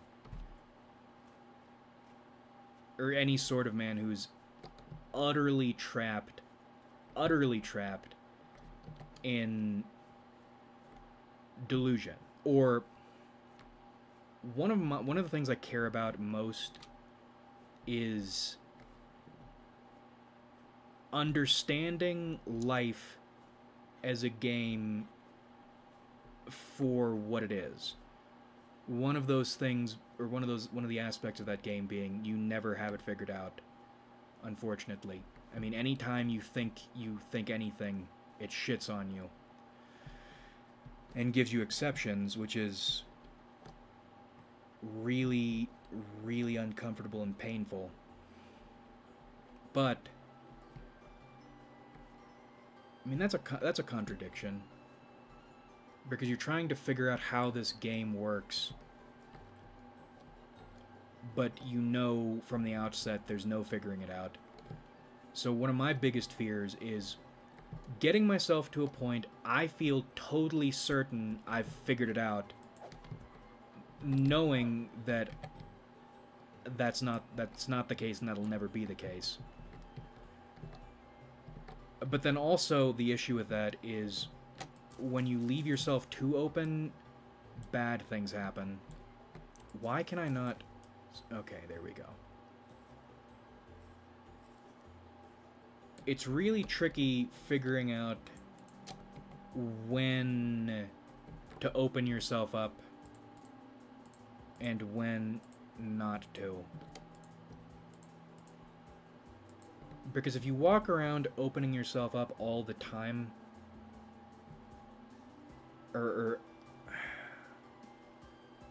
it feels like there's a trick to knowing when and how to open up. Fortunately, one of the few benefits is usually life will force you to do what you need to do. One of my big terrors is the survivorship bias thing, as in it's very easy to feel like life is guiding you. I mean, you have these experiences, these weird experiences, and it feels ridiculous to act like life isn't guiding you. But of course, it's mathematically possible to be a person who wins the jackpot every time they play the lottery, whatever it is. One of my few little faiths is the universe will make you do whatever you need to do when you're supposed to do it. As an alcohol, I don't think that's another shameful, embarrassing, painful part about that whole law saga, is as crushing as that experience was and the effects it's had on me, I know I wouldn't have stopped drinking unless that happened, right? And I got out of it. Aggravated assault on an officer with a deadly weapon is what they charged me with. That's at least where I was, that's a 15-year minimum. And I got out with 1 year of probation. And that wasn't mercy. Well, I mean, it was kind of mercy, because juries are weird. But realistically, that wasn't mercy, because that was the most they could give me with reasonably and be sure I would comply. You went to trial, probably you'd win, but maybe you wouldn't, and I later learned out that prosecutor had lost a number of key cases and her name was shit. So she needed to start building up wins. And that was, I was one of her wins. But my life wasn't destroyed. And I stopped drinking. Yeah, but even that, I mean, you think about all this stuff, you put it all together. I wasn't charged with sexual assault or something, which there's no, I mean, God, that is a really that is a really ugly thing to have on your record, even if it is just accusations. I got accused of trying to kill a cop, and I didn't try to kill a cop, but again, bigger picture. Even Patrice was talking about this with his case. He was saying something like, well, if you're a murderer and someone accuses you of being a murderer, say you have murder or you have murder on your record, you can say, yeah, motherfucker, I'm a murderer.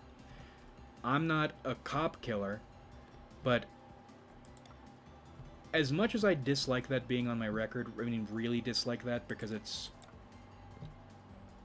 any benefit doesn't even come close to outweighing the negatives, but there are benefits.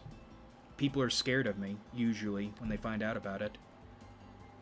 That's not the worst thing to have. So I have something, I got a benefit out of something that I survived first. All I got was probation, and on my record, I have something that I can at least use, even if it's not, I would prefer it weren't there. And the reason I was talking about that was, I try to have faith the universe will do to you what needs to be done to you, or give you no option but to do what you need to do.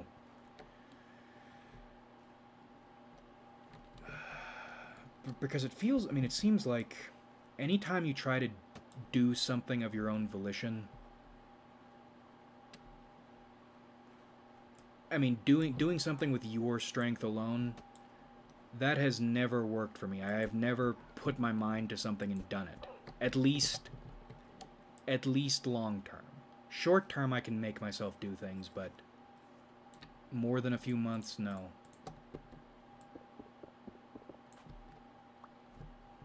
And I bring this up because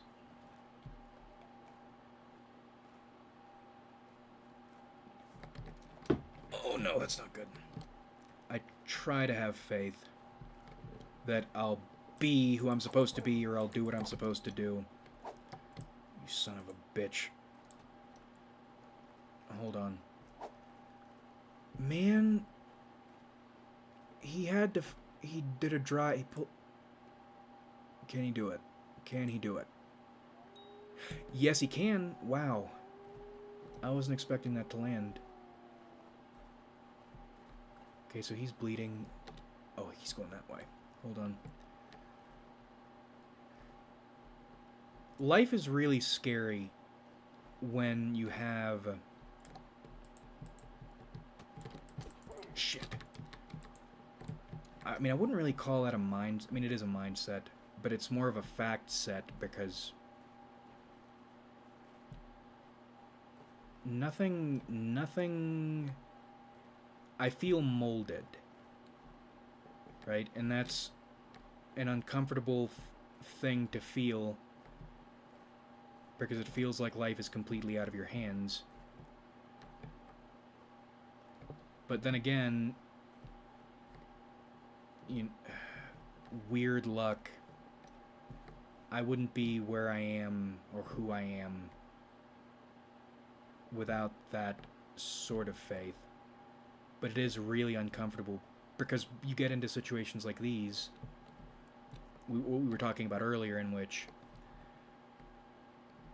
you know something needs to happen, but the universe isn't hitting you in the head with a baseball bat or putting something very clearly in your path to follow. It's spooky. Spooky, spooky, spooky.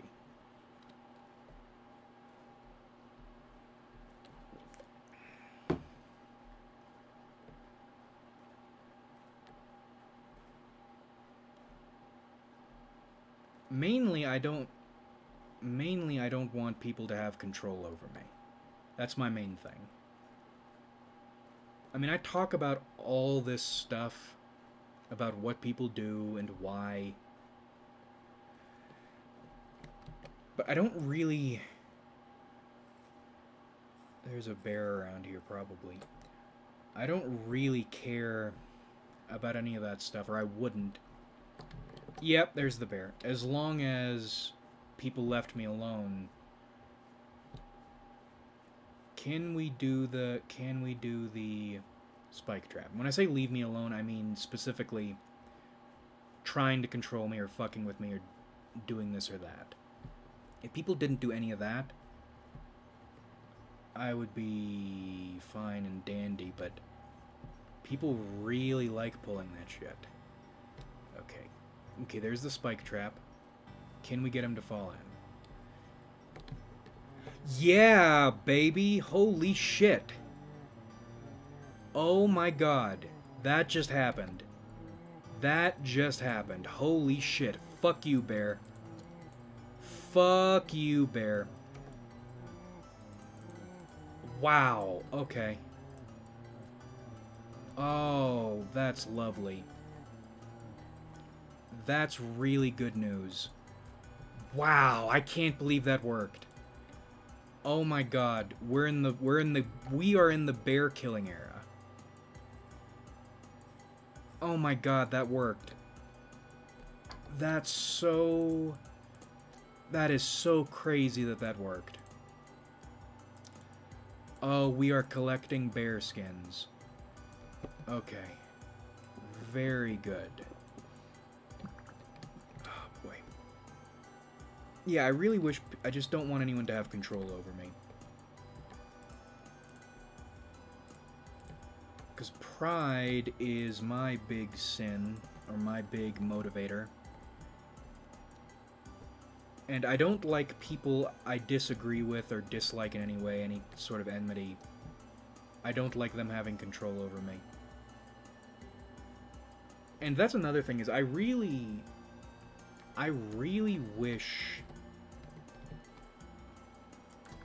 I'm so stoked about killing that bear. Holy shit. We'll set this out to cure.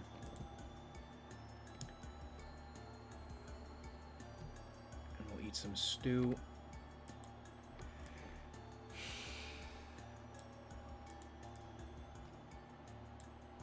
When I was younger, I really wanted to be a follower, is what I was getting into. But there's not really anybody to follow, is the problem.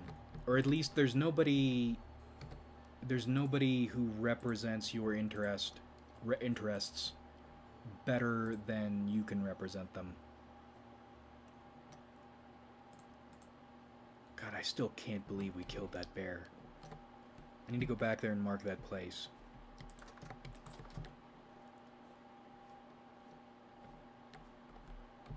So it ended up being a if nobody else is gonna do it, you have to do it yourself situation. Because I really wanted just to have someone who knows what they're doing, I mean, it's really stressful and demoralizing not knowing.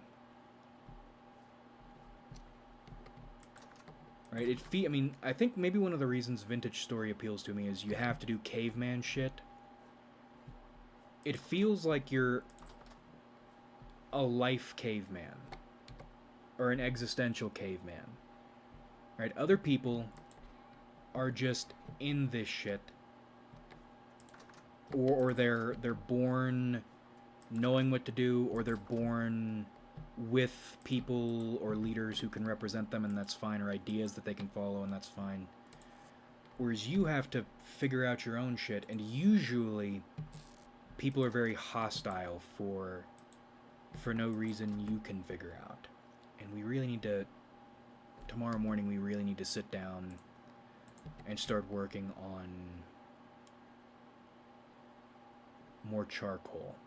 That's what we need to do. We'll keep building out our copper stores. Yeah, so 300, so that's 60.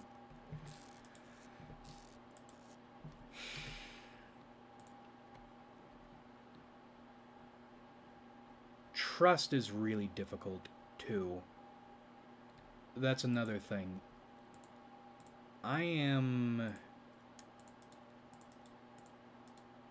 It is really hard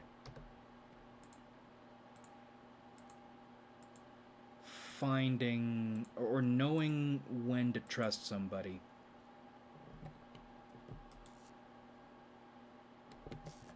Hold on.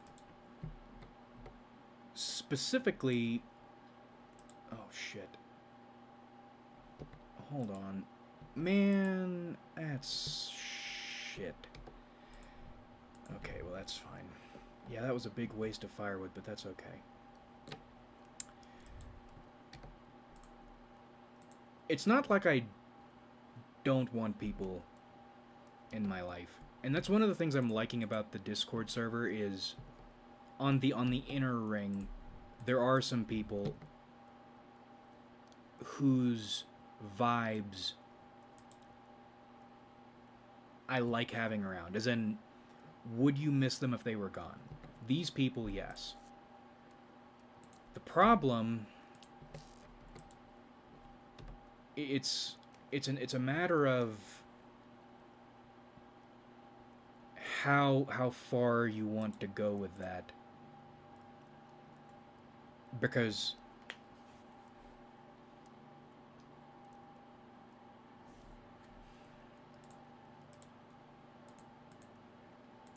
I would love to trust and to hope and all this stuff, but that never ends well. And that's one of the things I was talking about earlier with the divinity thing.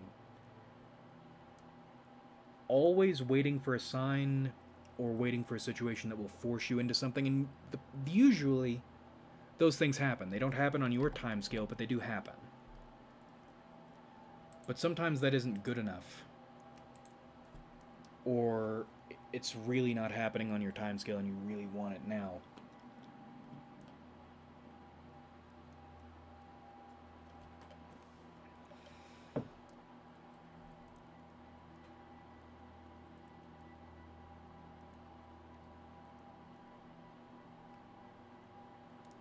I want people in my life, but evidently it's not going to happen in the way I want it to or think it should, or on the time scale I want it to or think it should. Because feeling people out, there's never a point you know to trust people, really trust people. But if you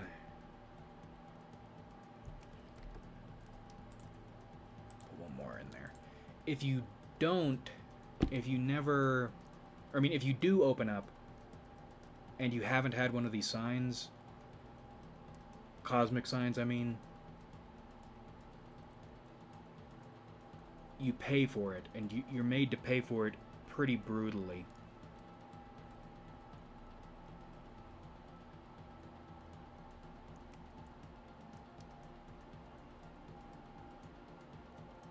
Oh yeah, hello.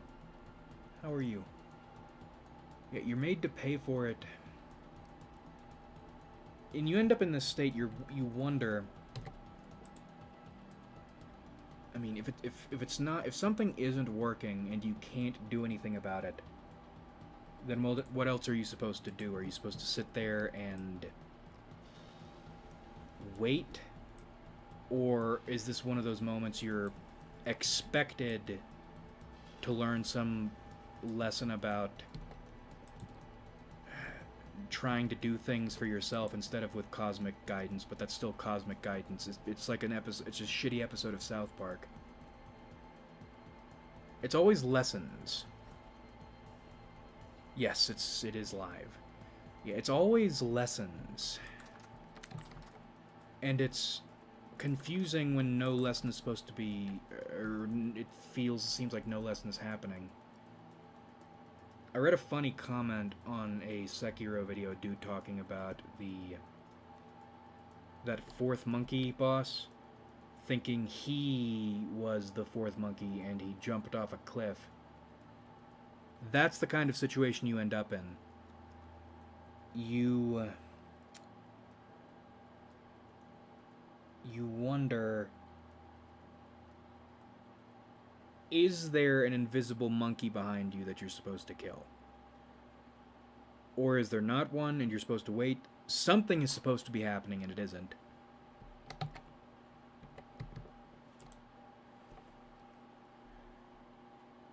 All these lessons,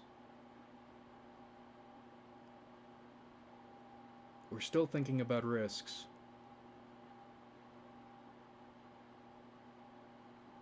Maybe we should think about when I've been happiest in life.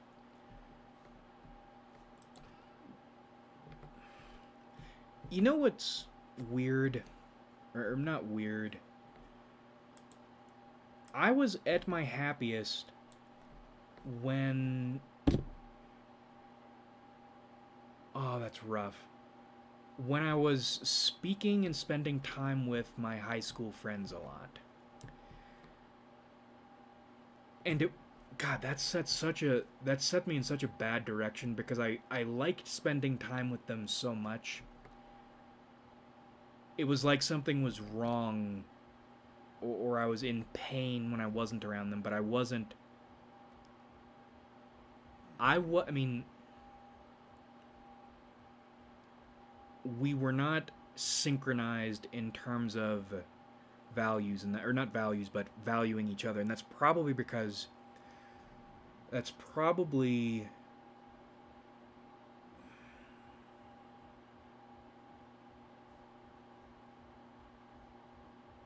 I'm a very dependent person. That's another thing to think about when you're dealing with all this shit is... One of the reasons I try not to get attached to anybody, usually, is... And you saw that, everybody saw it in the Sociopath arc. When I get attached to somebody, it's like imprinting, like a duckling or something. I get really, really attached. And that is not... That's not a good thing. That's not a sustainable thing. That's not a way to live. Hey, favorite YouTuber. Oh, I'm glad. Dark Side Core, really negative. Well, I'm glad. If you're happy, then I'm happy. I'm not an INFJ fan, but that's not inherent to INFJs. If an INFJ isn't doing the shit I dislike, then I don't really have a problem with them. It's more that a lot of them do that. So, you're cool. We're all cool. And that's another thing, is I don't want problems with people. I don't go seeking out problems with people. It's usually people showing up and having some kind of issue with me, and then that turns pathologic. Let's put the coal up, and then we'll start working on more coal. Oh, I was talking about high school friends. Yeah, I was at my son of a bitch. I was at my happiest when I had a few high school friends, and I spent a lot of time with them. And it's weird because it's weird for a bunch of reasons. One, I don't know if I could feel that way about another person I'm not sexually attracted to again. Because it hasn't happened. I don't... I mean, I don't think there's really anybody in my life... I mean, what do friends even do? You know, I think about sitting down and playing video games with friends or something, and it doesn't sound fun. or talking with them about their days or some shit, or their fucking problems. Maybe on an analytical level, cool, but that doesn't sound appealing to me the way it used to.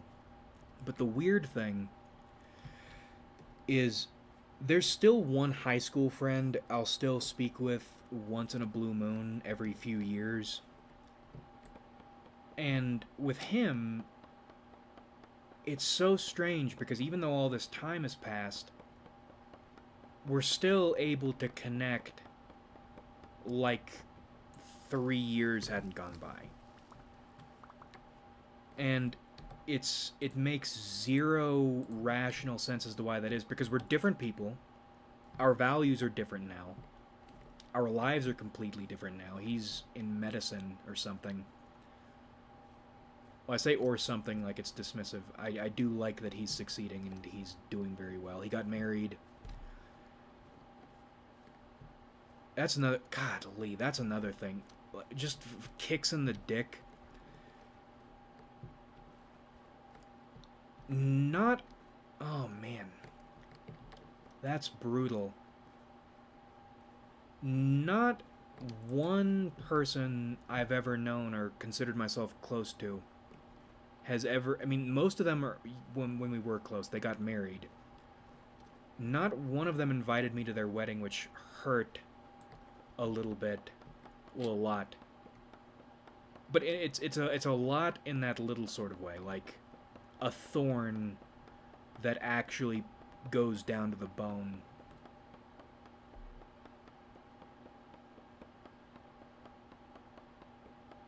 Because you want to support people who are important to you.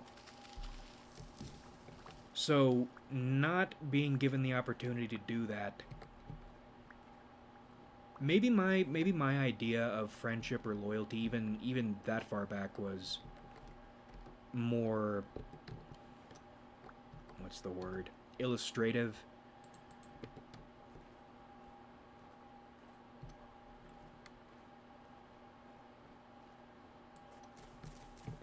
I really... Why did I like spending time with them? Because now, again, I think about those things, and I really don't envision a lot of happiness in it. Or joy, I should say.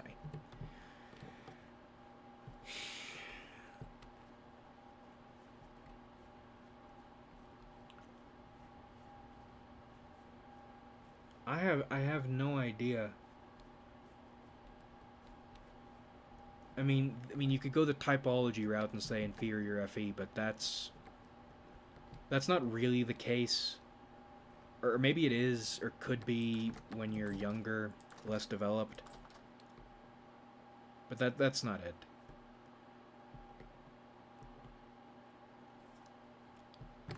Part of it probably has to do with the fact loyalty.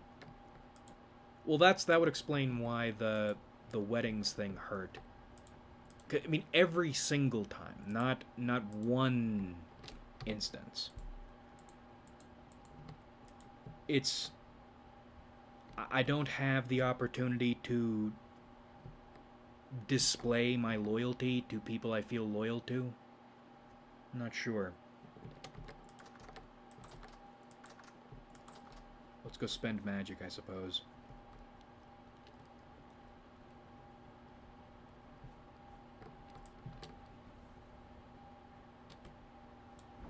Loyalty.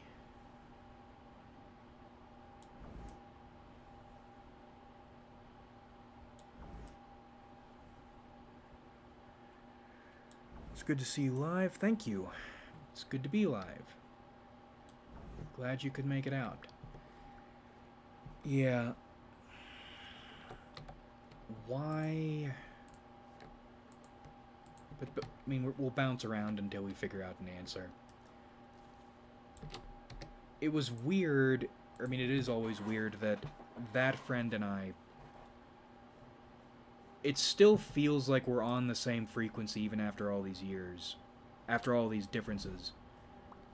Still one of the only people I feel like I can. I mean, it's synchronization, I think is what people call it. Synchronizing with other people. One of the only people I can synchronize with. We've got to stay above 50. For no reason. Other than, I guess, being close when we were younger. But it's if that's the case, then it's shocking. It's truly shocking how important younger connections are. That is a sap tree, so we'll leave that alone. And that would also explain why people talk about having such a hard time making friends after 30.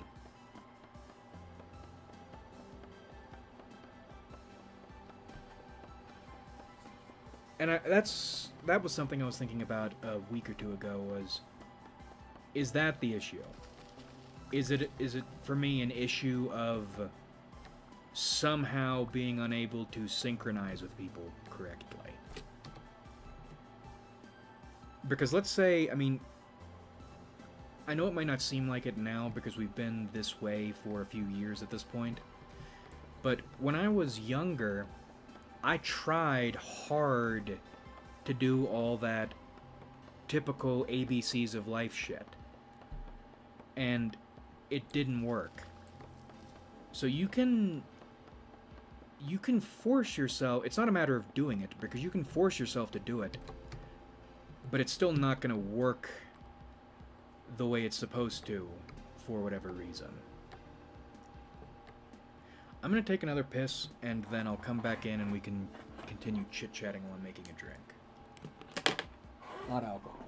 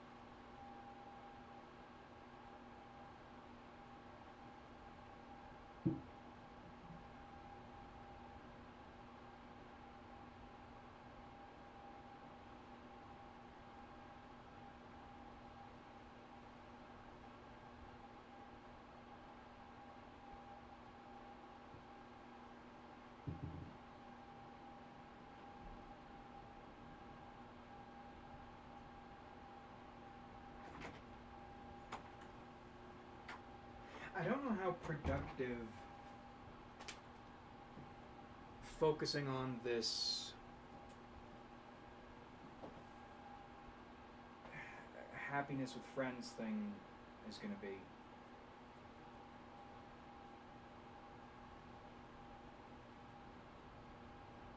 I mean, I really do want...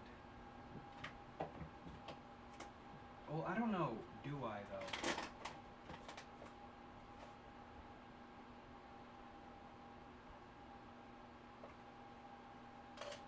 It feels like it's mutated over the years.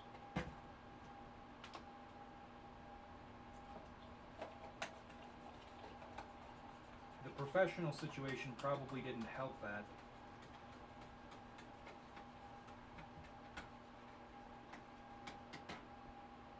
Yeah, I don't know how productive it's going to be focusing on this one.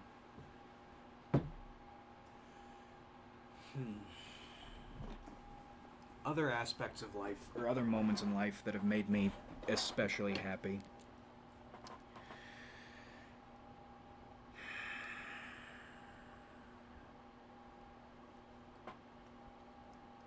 I like when, or I'm happy when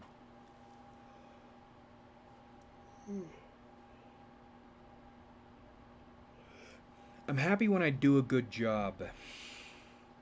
As in, I have somehow accomplished something of note. That has a lot to do with pride. As in, one of my little pleasures is giving a good tarot reading. I know when I've given a good reading. And when you get those moments, you know you've given a good reading, and then people are very satisfied with it. I'm very happy in those moments. But that kind of goes with everything. That's one of the reasons nonprofits are as demoralizing as they are. It's, you spend all this time trying to do things for people, and then they don't like it. They need it, but it's not enough, or it's not good enough, or it's not in the time frame they want. And even when everything goes really right, nobody acts like it went really right. And that's upsetting. That's one of the reasons I like tarot over MBTI, at least in terms of online making money shit. MBTI shit never goes well. I'll take that back. 3 or 4 times, but it all with the same singular dude. All other times, typology is a nightmare. Never goes well. It's a bird.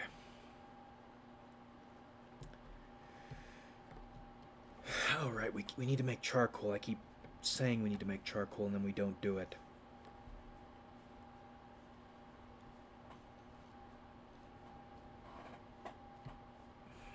Although, I will say, I am happy. I was talking a lot earlier about the little benefits of working a nonprofit. I love attention, obviously. It's in a weird kind of a covert way. I'm covertly narcissistic. But I really like when I get something, either myself or something I do in the paper. I mean, nobody fucking reads newspapers, but it's still cool. I still like it. I have a little collection of pictures of me or my shit in newspapers that I feel really good about. And that's why I have no idea why people hate Pride so much. Pride is the only reason I do anything. Or even stand up for myself in certain situations. I guess that would be it. Or another thing, I feel really happy when my pride is validated in a way that I'm happy with. Which is tricky because some things you'd think should tickle your pride correctly doesn't, as in people might notice I'm weird about positive comments. I don't really like when people compliment me or things I do around the channel.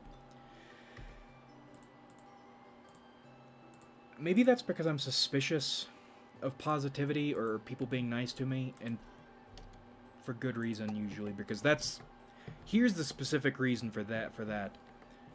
Lesson I learned earlier in YouTube. People will use they'll say a bunch of nice things to set you up for a mean thing. Or to get some kind of weird control over you. I mean, it's similar to the priming thing we talked about in that recent INFJ video, but that's something people do. So I'm very suspicious of people being nice to me, but I really like, my ego really likes when there's almost no option but to have a positive reaction, which is rare, but even on YouTube you can sometimes feel when you make a good, really good video. But then again, at the same time, I've made videos in the past that I thought were shit that people ended up really liking. I've also made videos I really liked that people ended up hating, so it's hard to gauge. Similar with the audience, I have no I mean I have an idea of the sort of person my content should attract, but there are almost none of that sort of person, and that's not a bad thing. Like I said, I've learned very much to appreciate lesbians for their capacities as agents of fucking things up. Or not really fucking things up, more like, I'm exaggerating, but usually, whenever I'm doing anything, lesbians will show up and help out. And I still don't understand why that is. I talked about this earlier in this stream, and I think I talked about it last stream, or at least I mentioned it. I really don't get that one. But, that's fine. Oh, I'm freezing. That's what's happening. Okay. Well, we'll go inside. I can't believe it got that cold. Wow.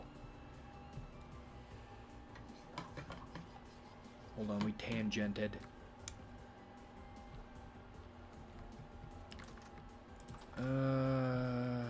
Firewood.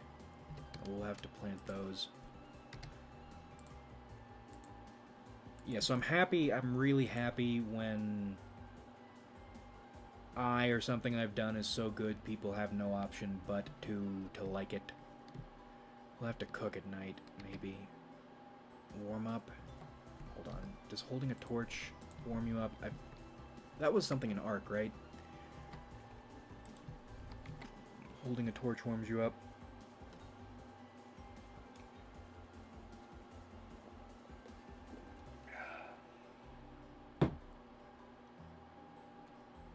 I'm happy when I'm oh, hold on. Do you think CPT is more fluid than MBTI? Yeah. Okay, there you go. Yeah, I have no idea what CPT is. Yeah, I have no idea what CPT is. Cognitive something. Hold on, let's hatchet this out. Can we put this down?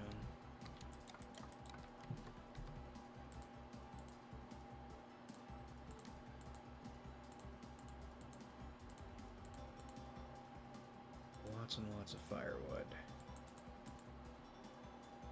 And then we need one dry grass, and then we have the torch. Okay. Yeah, let's go set this up. Maybe we'll make a bigger charcoal pit next time.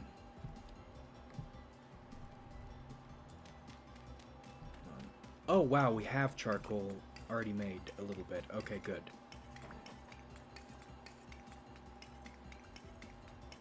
I'm happy when I'm successfully able to change something, or change in some way, as in... I think because one of my big fears, as I was saying, is ending up trapped in a belief system that's separated from reality when I'm trying really hard to stay in touch with reality. That's a big fear. So I get really happy when my mind changes in a way that sticks, not forced. Very, very happy about that when that happens. But again, that's tricky, or at least trying to tap into that is tricky. Because that can go so wrong so fast. Let's see here. Let's open this up. We need to get some dried grass first.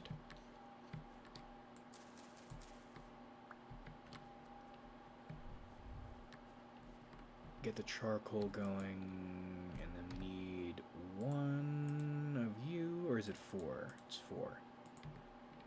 Yeah, there we go. Okay, light it off,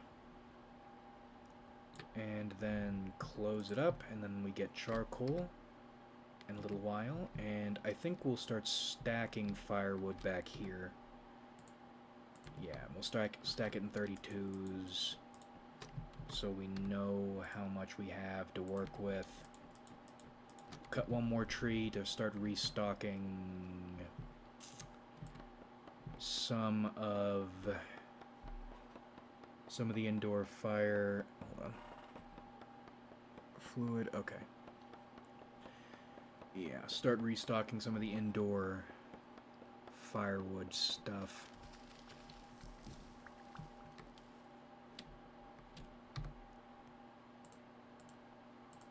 Maybe we'll draw a card here in just a moment. I haven't done a lot of card drawing this stream.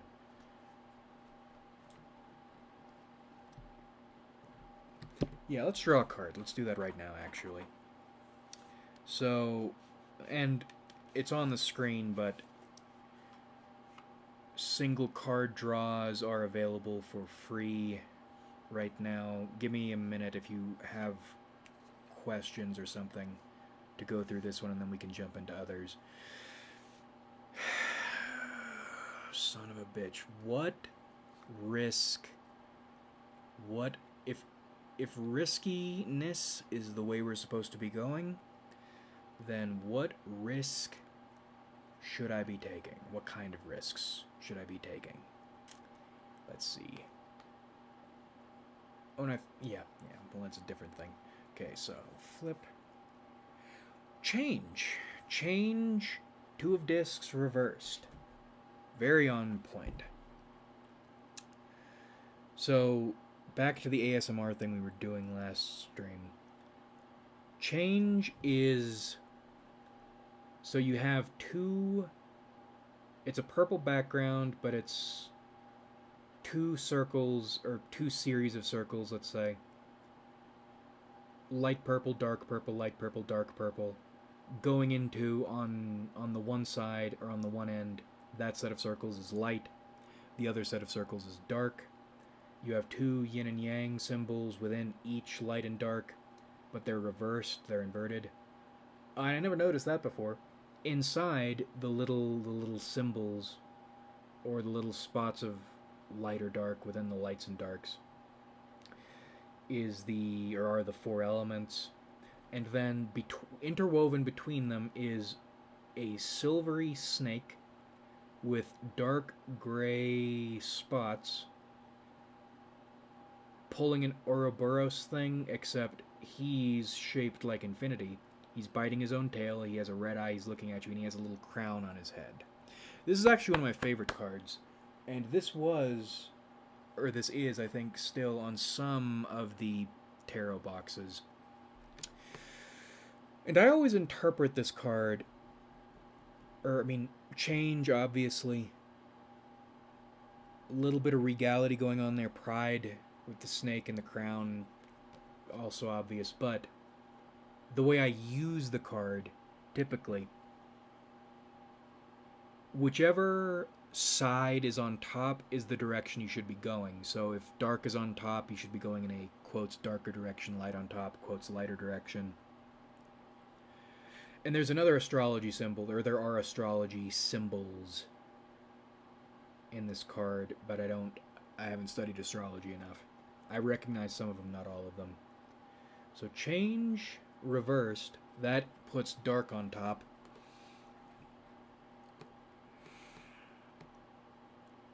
What does that even mean? Taking darker risks, criminality?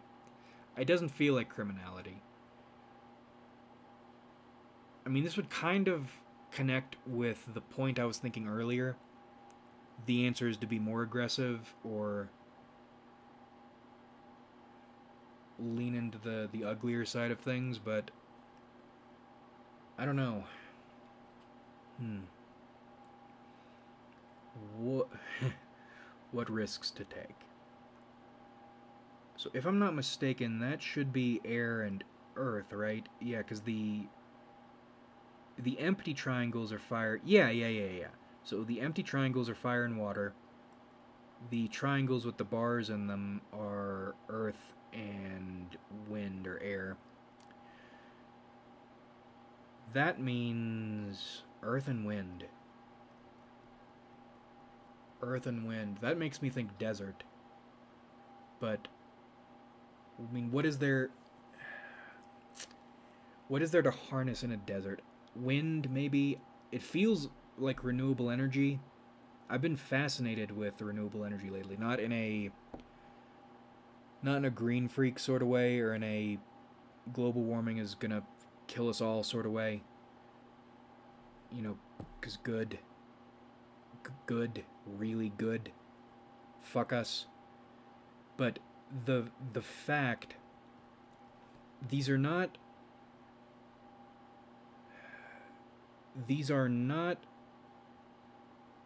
eternal energy sources or something from nothing energy sources. But for us, our time scale, they might as well be. I mean, the sun will be around for a long time. It's crazy to me that we, as a species, we have access to essentially, effectively unlimited resources for energy.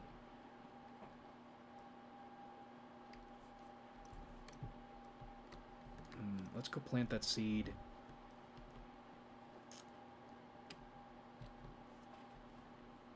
Put this over here on the pine trees.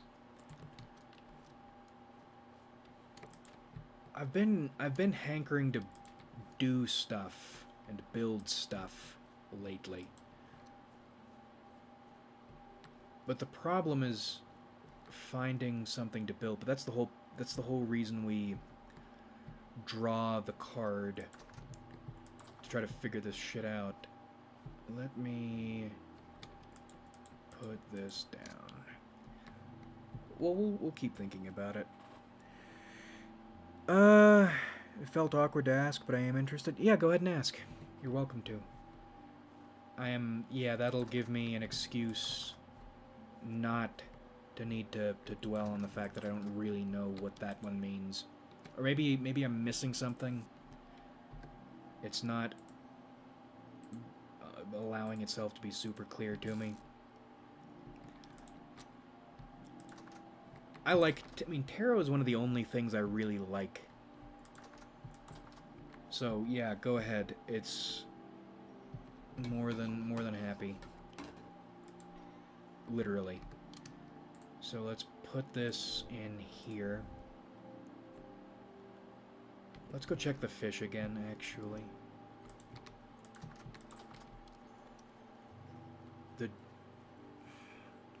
Taking risks that are related to earth and wind that are on the darker side of things.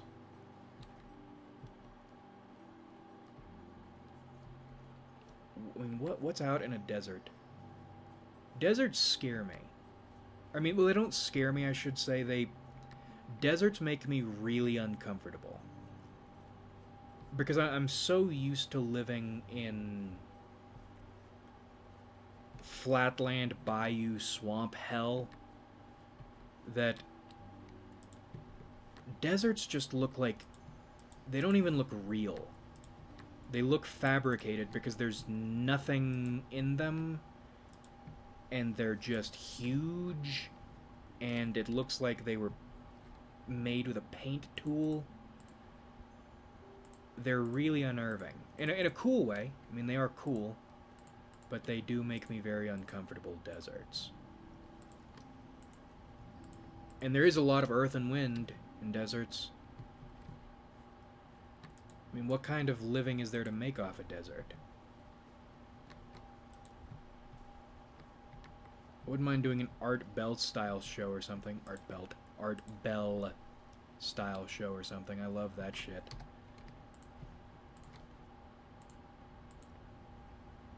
Those are ovulated, so we'll have to go put those away. So, and then we got have 2 more fish to pick up, and then we'll spend the night making stew, I suppose.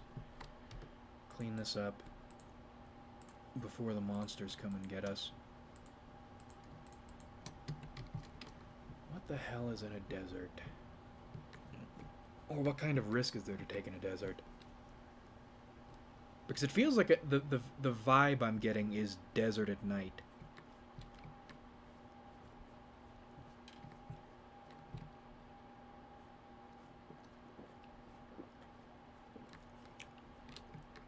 Could become a UFO pilot.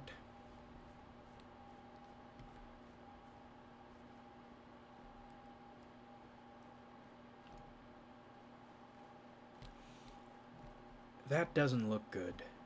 That looks really bad, actually. We'll have to work on that. Oh, yeah. That's supposed to be my wizard's tower. But it doesn't look like much wizarding is going to be going on in there. Okay, these need to get dropped into the greenhouse before anything happens. Come on now. Okay, that worked, actually. Good. Will that work? No, it doesn't want to work for some reason. Oh my god, did they die? They died. Wow, that sucks. Okay. Yeah, they really died, didn't they? Damn. So I guess we're just doing parsnips, carrots, flax. Alright. Damn. That sucks. Yeah, we'll have to deal with that, I guess. And there's one more serving. Okay, good. That'll take up the rest of it, I suppose. Yeah, okay. Antarctica is defined as a desert due to lack of rain and precipitation. Yeah, let's think about that for a second here. Oh.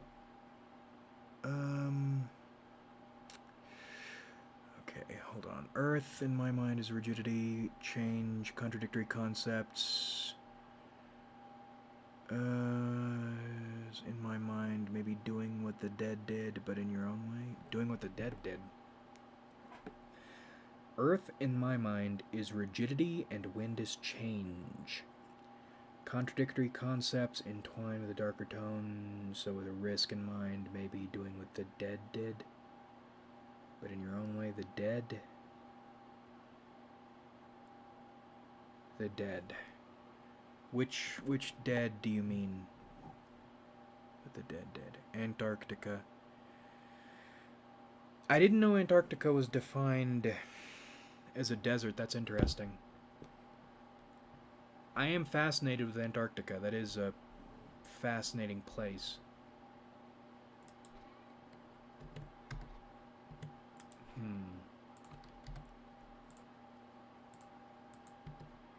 Yeah, let's start loading up on these.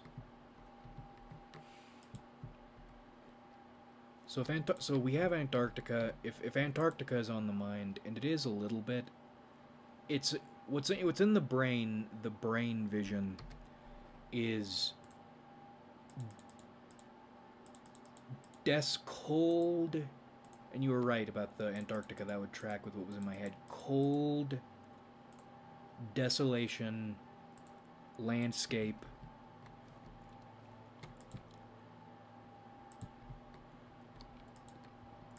I have energy on the mind, but I don't think that's the point.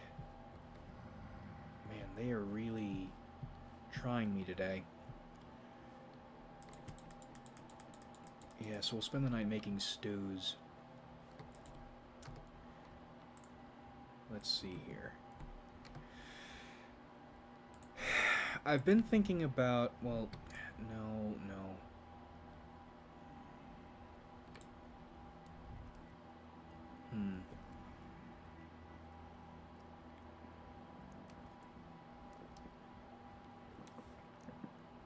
We'll keep it in mind. Maybe we'll Google how people make, or what jobs are there out in the deserts or something. Maybe they're desert related nonprofits. Or maybe there's a desert I can live in or something. Maybe I need to consider desert living. I'm sure there are some... I mean, there have to be Bureau of Land Management deserts, right? That would be cool. Sleeping in a desert. Well, no, because then you'd get killed. You'd get Llewellyn Mossed.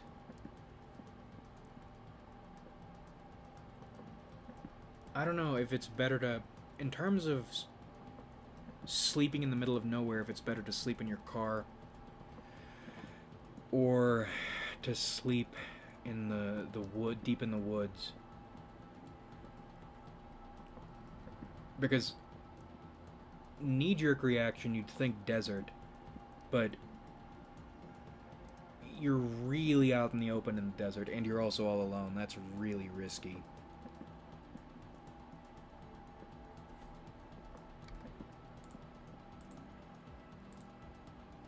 But in the woods, you're out in... I mean, you're locked in with whatever is out there, which is spooky in its own way. So 4 of these, and then 4 of these. Yes, son of a gun. 1, 2, 3, 4. 1, 2, 3, 4. Light that back up. Okay, so we load these up. I mean, these are going to be full all winter, basically. We'll just keep cooking. Oh, no. Can tarot reading be learned, or is it based on interpretation? It's a bit of both. I mean, you can learn it, definitely. But it's... John Ballantyne put it best. Trying to learn tarot strictly in terms of book definitions for cards is like trying to learn a language by studying a foreign language phrase book. You'll be able to communicate, but you'll be very limited in what you can do. So, and that's not even really necessary for tarot. In my opinion, you build your own associations with the cards and you work from those. And that leaves you... I mean, it's like trying to catch... Imagine trying to catch a bird with a stake or a stick instead of a net. You're probably a lot better off with the net. And you accomplish the net by building your own associations.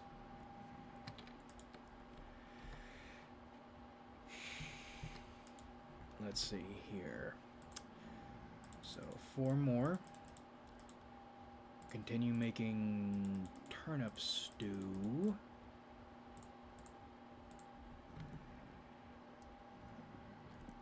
Change in the desert. I mean, I'd love to live in a desert. I read No Country for Old Men a while ago. And that was one of my favorite books I've read in some time. Which is crazy because Blood Meridian is such a pain in the ass. I like the... Oh my god, that was foul. Holy shit. I liked the parts of that book I liked. But there is so much desolation and suffering to get to those parts, which is kind of thematic because that's a lot of what the book is. Little bits of excitement broken up by a lot of scary, confusing nothing. But damn, I don't like reading it. I don't like sitting down and reading it. Versus No Country for Old Men, that was a blast to read. Actually, do you know what we could do? Why don't we... Why don't we grab that book and read some choice passages here in a minute? Maybe while we're waiting on a night that we have nothing to do in game anyway. yeah, sit down and read some of some of my favorite Sheriff Bell bits, because he has some really good stuff. That is a fun, well, not a fun character. That book isn't fun, isn't what I'd call it, but it's really good. I like it a lot. Let's see here. So can we do 1, 2, 3, or no. Hold on. 1, 2, 1, 2, no, hold on. 4, 1, 2, 3, 4. Wow, that is frustrating. Okay. So, I mean, we could do...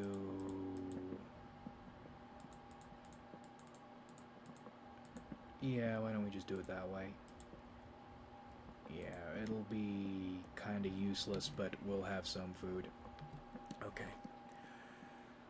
I've been meaning to ask this. Have you read Sex and Character by Otto Winninger? No, I have not. What is Sex and Character? It sounds like a psychology type book. What's the background on it? I'd be happy to look into it. I like when people give good recommendations, like that one dude. That Sociopath's book, it made me sick a little bit, but the parts that were useful were very useful.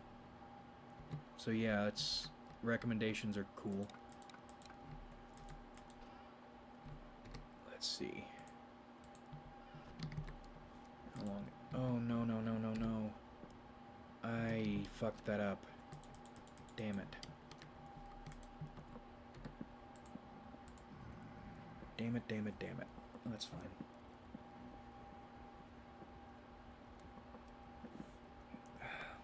fine. And I think part of the reason managing to change is one of the things that... Why is it decreasing in temperature?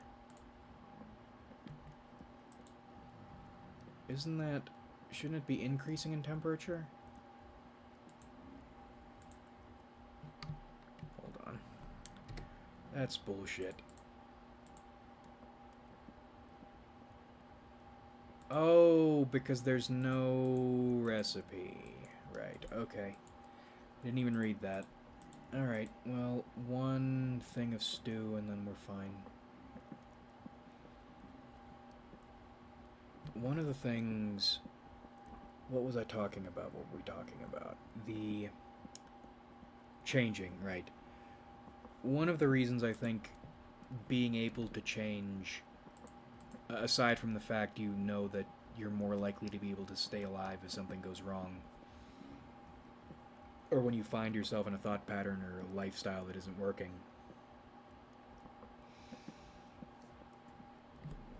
Excuse me. Golly, I didn't eat anything. I don't know why my body is acting like this. Down on the ground, and then we'll just eat it straight. How about that? There we go. One of the things Llewellyn says toward the end of the book, and this isn't like a crazy sentiment, because you'll hear this from people when you check for advice with people. They'll say something like, or to the effect of, you need to change yourself before you can go looking for answers or satisfaction elsewhere, because wherever you go, you'll be who you are. That makes me really paranoid. Because, I mean, on one hand, I agree with it. On the other hand,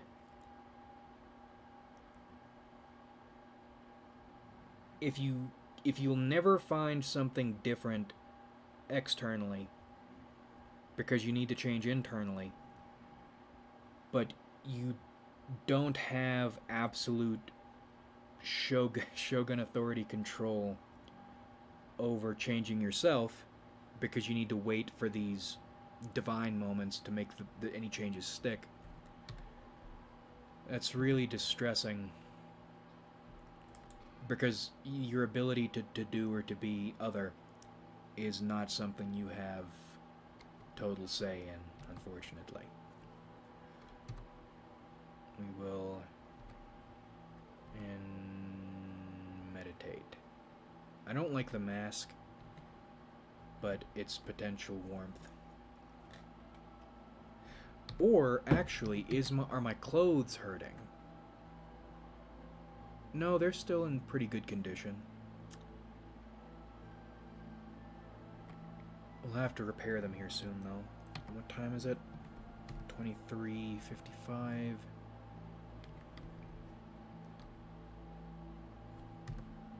I mean, I guess we could go across the way and smelt something. That wouldn't hurt. They will jump you, though. Yeah. We'll smelt something, and then we... Oh, hold on. Kind of a model like MBTI, but both is derived from Carl's work. Yeah, I've never heard of CPT. Let's see. Continue smelting. So 40 again.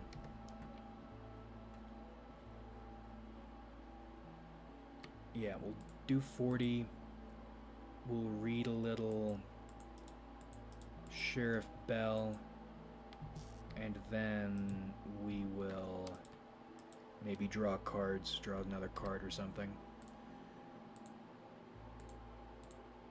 Firewood also. We got a bush knife. Maybe we'll smelt another one of those while we're here, actually.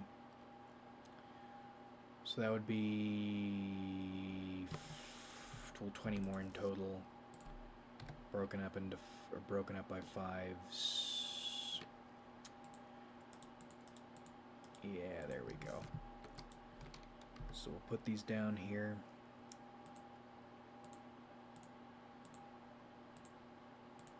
Cognitive processing therapy? Okay.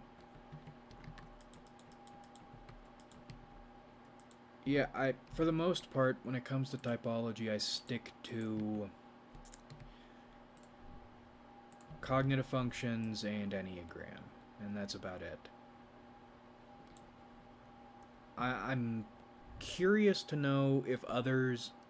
I mean, I'm not super curious to know if others... I know a lot of people like Socionics, but Socionics is weird and culty for a reason I haven't figured out. People like that instinctual one quite a lot, but that... I don't really see the point of that. Because they're all these systems, or most of these systems, feel like they're doing the same thing in slightly different ways. The only big divide is the difference between at least in my eyes, is the difference between Enneagram and cognitive functions. They feel like they're hitting different areas.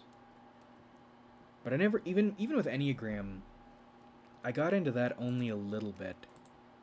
I never got super duper into Enneagram.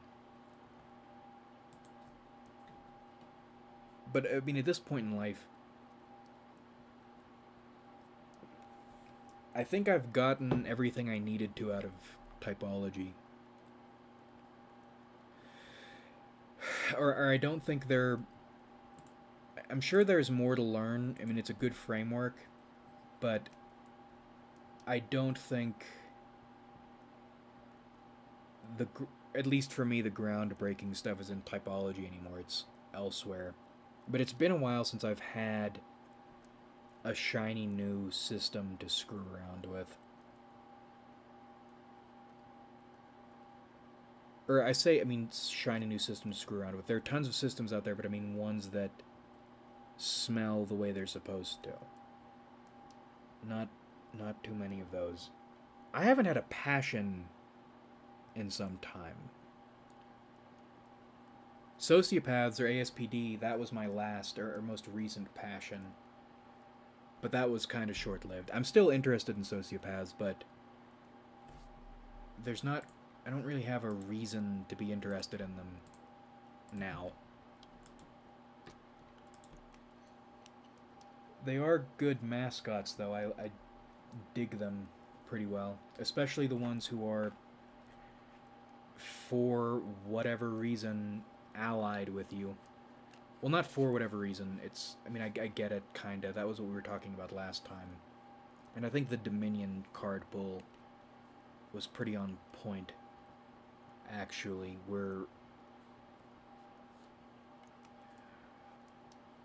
There's something about the holding of things. Hold on, another charcoal. Yeah, we'll pull another card. Well, let's ask the deck, actually. Why are we even fooling around with trying to interpret this too much? So, what is in the cold, windy desert? What kind of cold, windy desert risks should we be taking? Let's see. Pow. Okay. Futility. Seven of Swords reversed. We'll finish this smelting real quick. And then we will describe the card and then we'll think about it.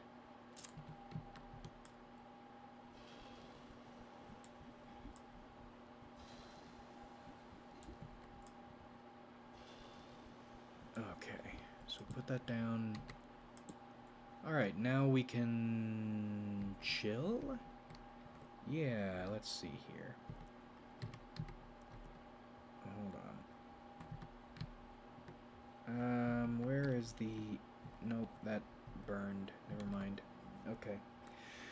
So, futility. 7 of Swords. Pale blue background.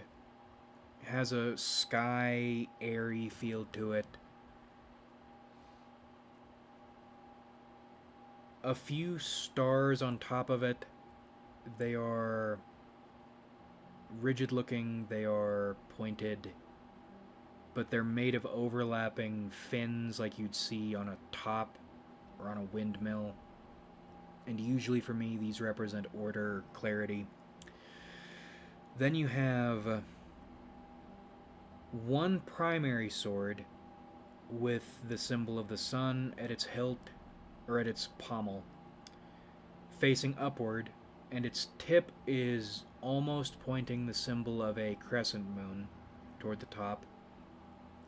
And then 3 on each side, all pointed downward, with other astrological symbols pointed at it. They are poking or striking at the primary sword and they're chipping the blade. Now, for me, this card has always represented giving up, or the clarity to know that it's time to give up, that it's pointless, that you're outnumbered, you're outgunned, and whatever this is, it's done. So, for futility reversed, the sun is at the very top, so that means, for me, it's important. So the sun up in the sky, pointed downward. The idea of some top-down shining perspective, this goes back to the renewable energy thing. Well, not exactly renewable energy, but more of the sun as a life-giving force. The idea that this thing will shine down and give clarity, or be the opposite. Oh, that's interesting. I never caught that. The sun is on the pommel, but the moon, the crescent moon, is not a part of the sword or any of the swords at all. It's all being attacked. That concept is being attacked, and it's done. Or maybe another way to look at it is, oh shit, I never thought about that. It's unbreakable. Could the sword be unbreakable despite being chipped? It's being attacked by all sides, or from all sides, but it's not being beaten.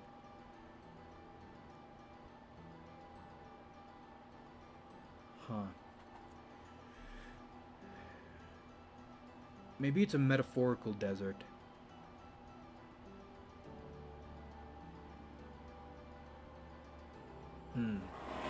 Well, we have time. We're letting these things cool off so we can sit and think for a little while.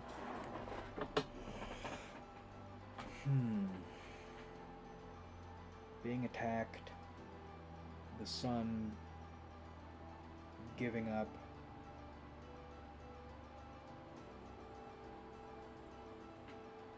Maybe it's...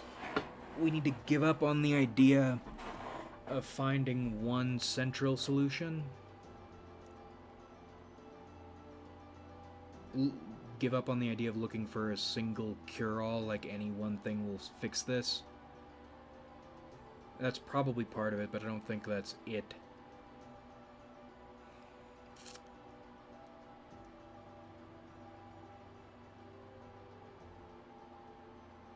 And how does that relate to the desert?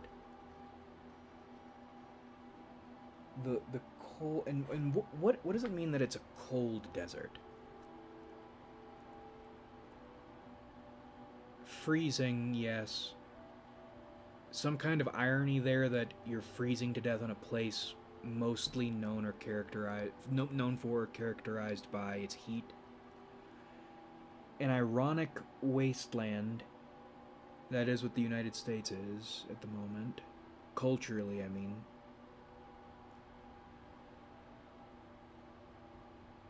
Oh, yeah. Yeah, so people are cold.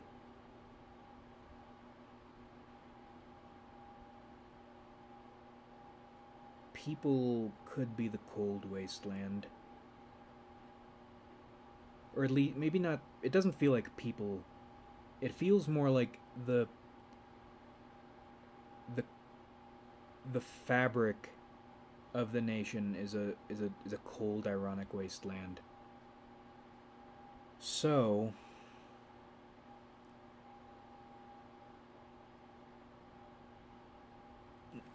futile to look for a singular solution to this, obviously, but how does that factor into taking risks? Yeah, so if the fabric of the nation is the wasteland, cold wasteland, risks.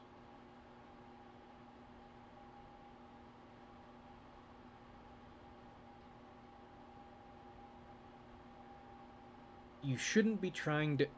the problem is you are focusing still on how you're supposed to fix all of this, and that's not going to happen.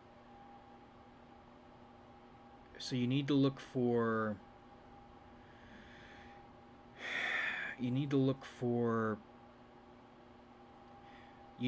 smaller solutions, and they need to come from sources unrelated.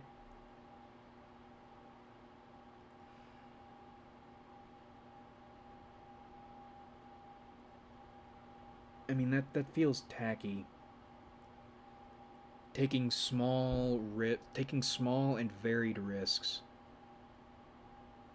instead of looking for one big solution. Yeah, that sounds reasonable, but that feels a little too simple. Because if that's what you're saying, then why would you open with some grand statement about society? This makes me think of the difference between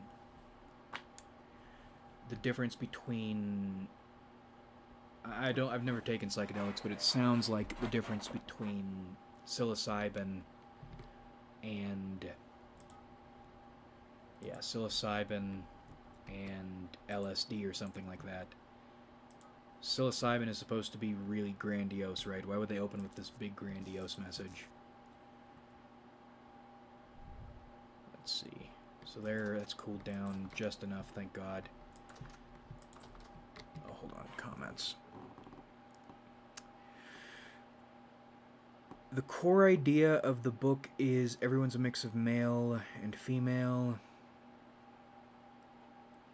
Male being logic, morality, genius, soul, and female, pure sexuality, no real ego, morality, individuality, principles on a spectrum. Do you think therapy can bring integration, or is it just modifying ego? I don't think you ever... I mean, if you're talking about shadow integration, I don't think you ever really integrate your shadow. You just develop a better relationship with it. But, yeah, therapy can help. I like therapy occasionally. The author was a 23-year-old Austrian philosopher who killed himself, shot himself in the heart. Yeah, that sounds very Austrian. Yeah, I'm really not a big fan of many Europeans or the European state of mind. Oh God.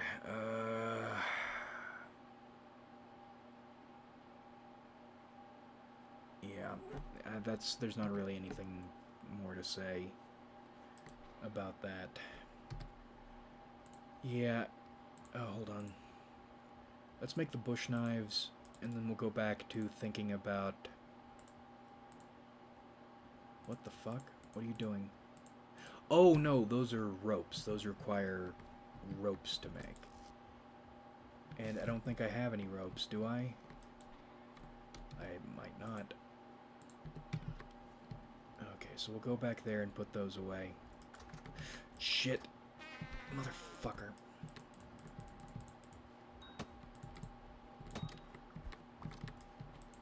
Got into my fucking house. Yeah, oh boy, I'm saying yeah a lot. And I think we'll close up the stream here shortly. I'm getting a little tired. Okay, so he's done.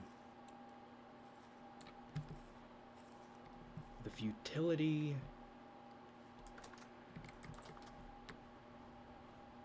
Usually there's some overwhelming message from tarot spreads. That's kind of hard to miss, even if it feels weird. I mean, for us, this is... the desert thing is part of it, is part of the unavoidable thing. Cold desert. Okay, there are the coils. Okay. Hell yeah. So we put this up here. We get one of these down here. And we go put... I mean, we'll put this down here, I suppose.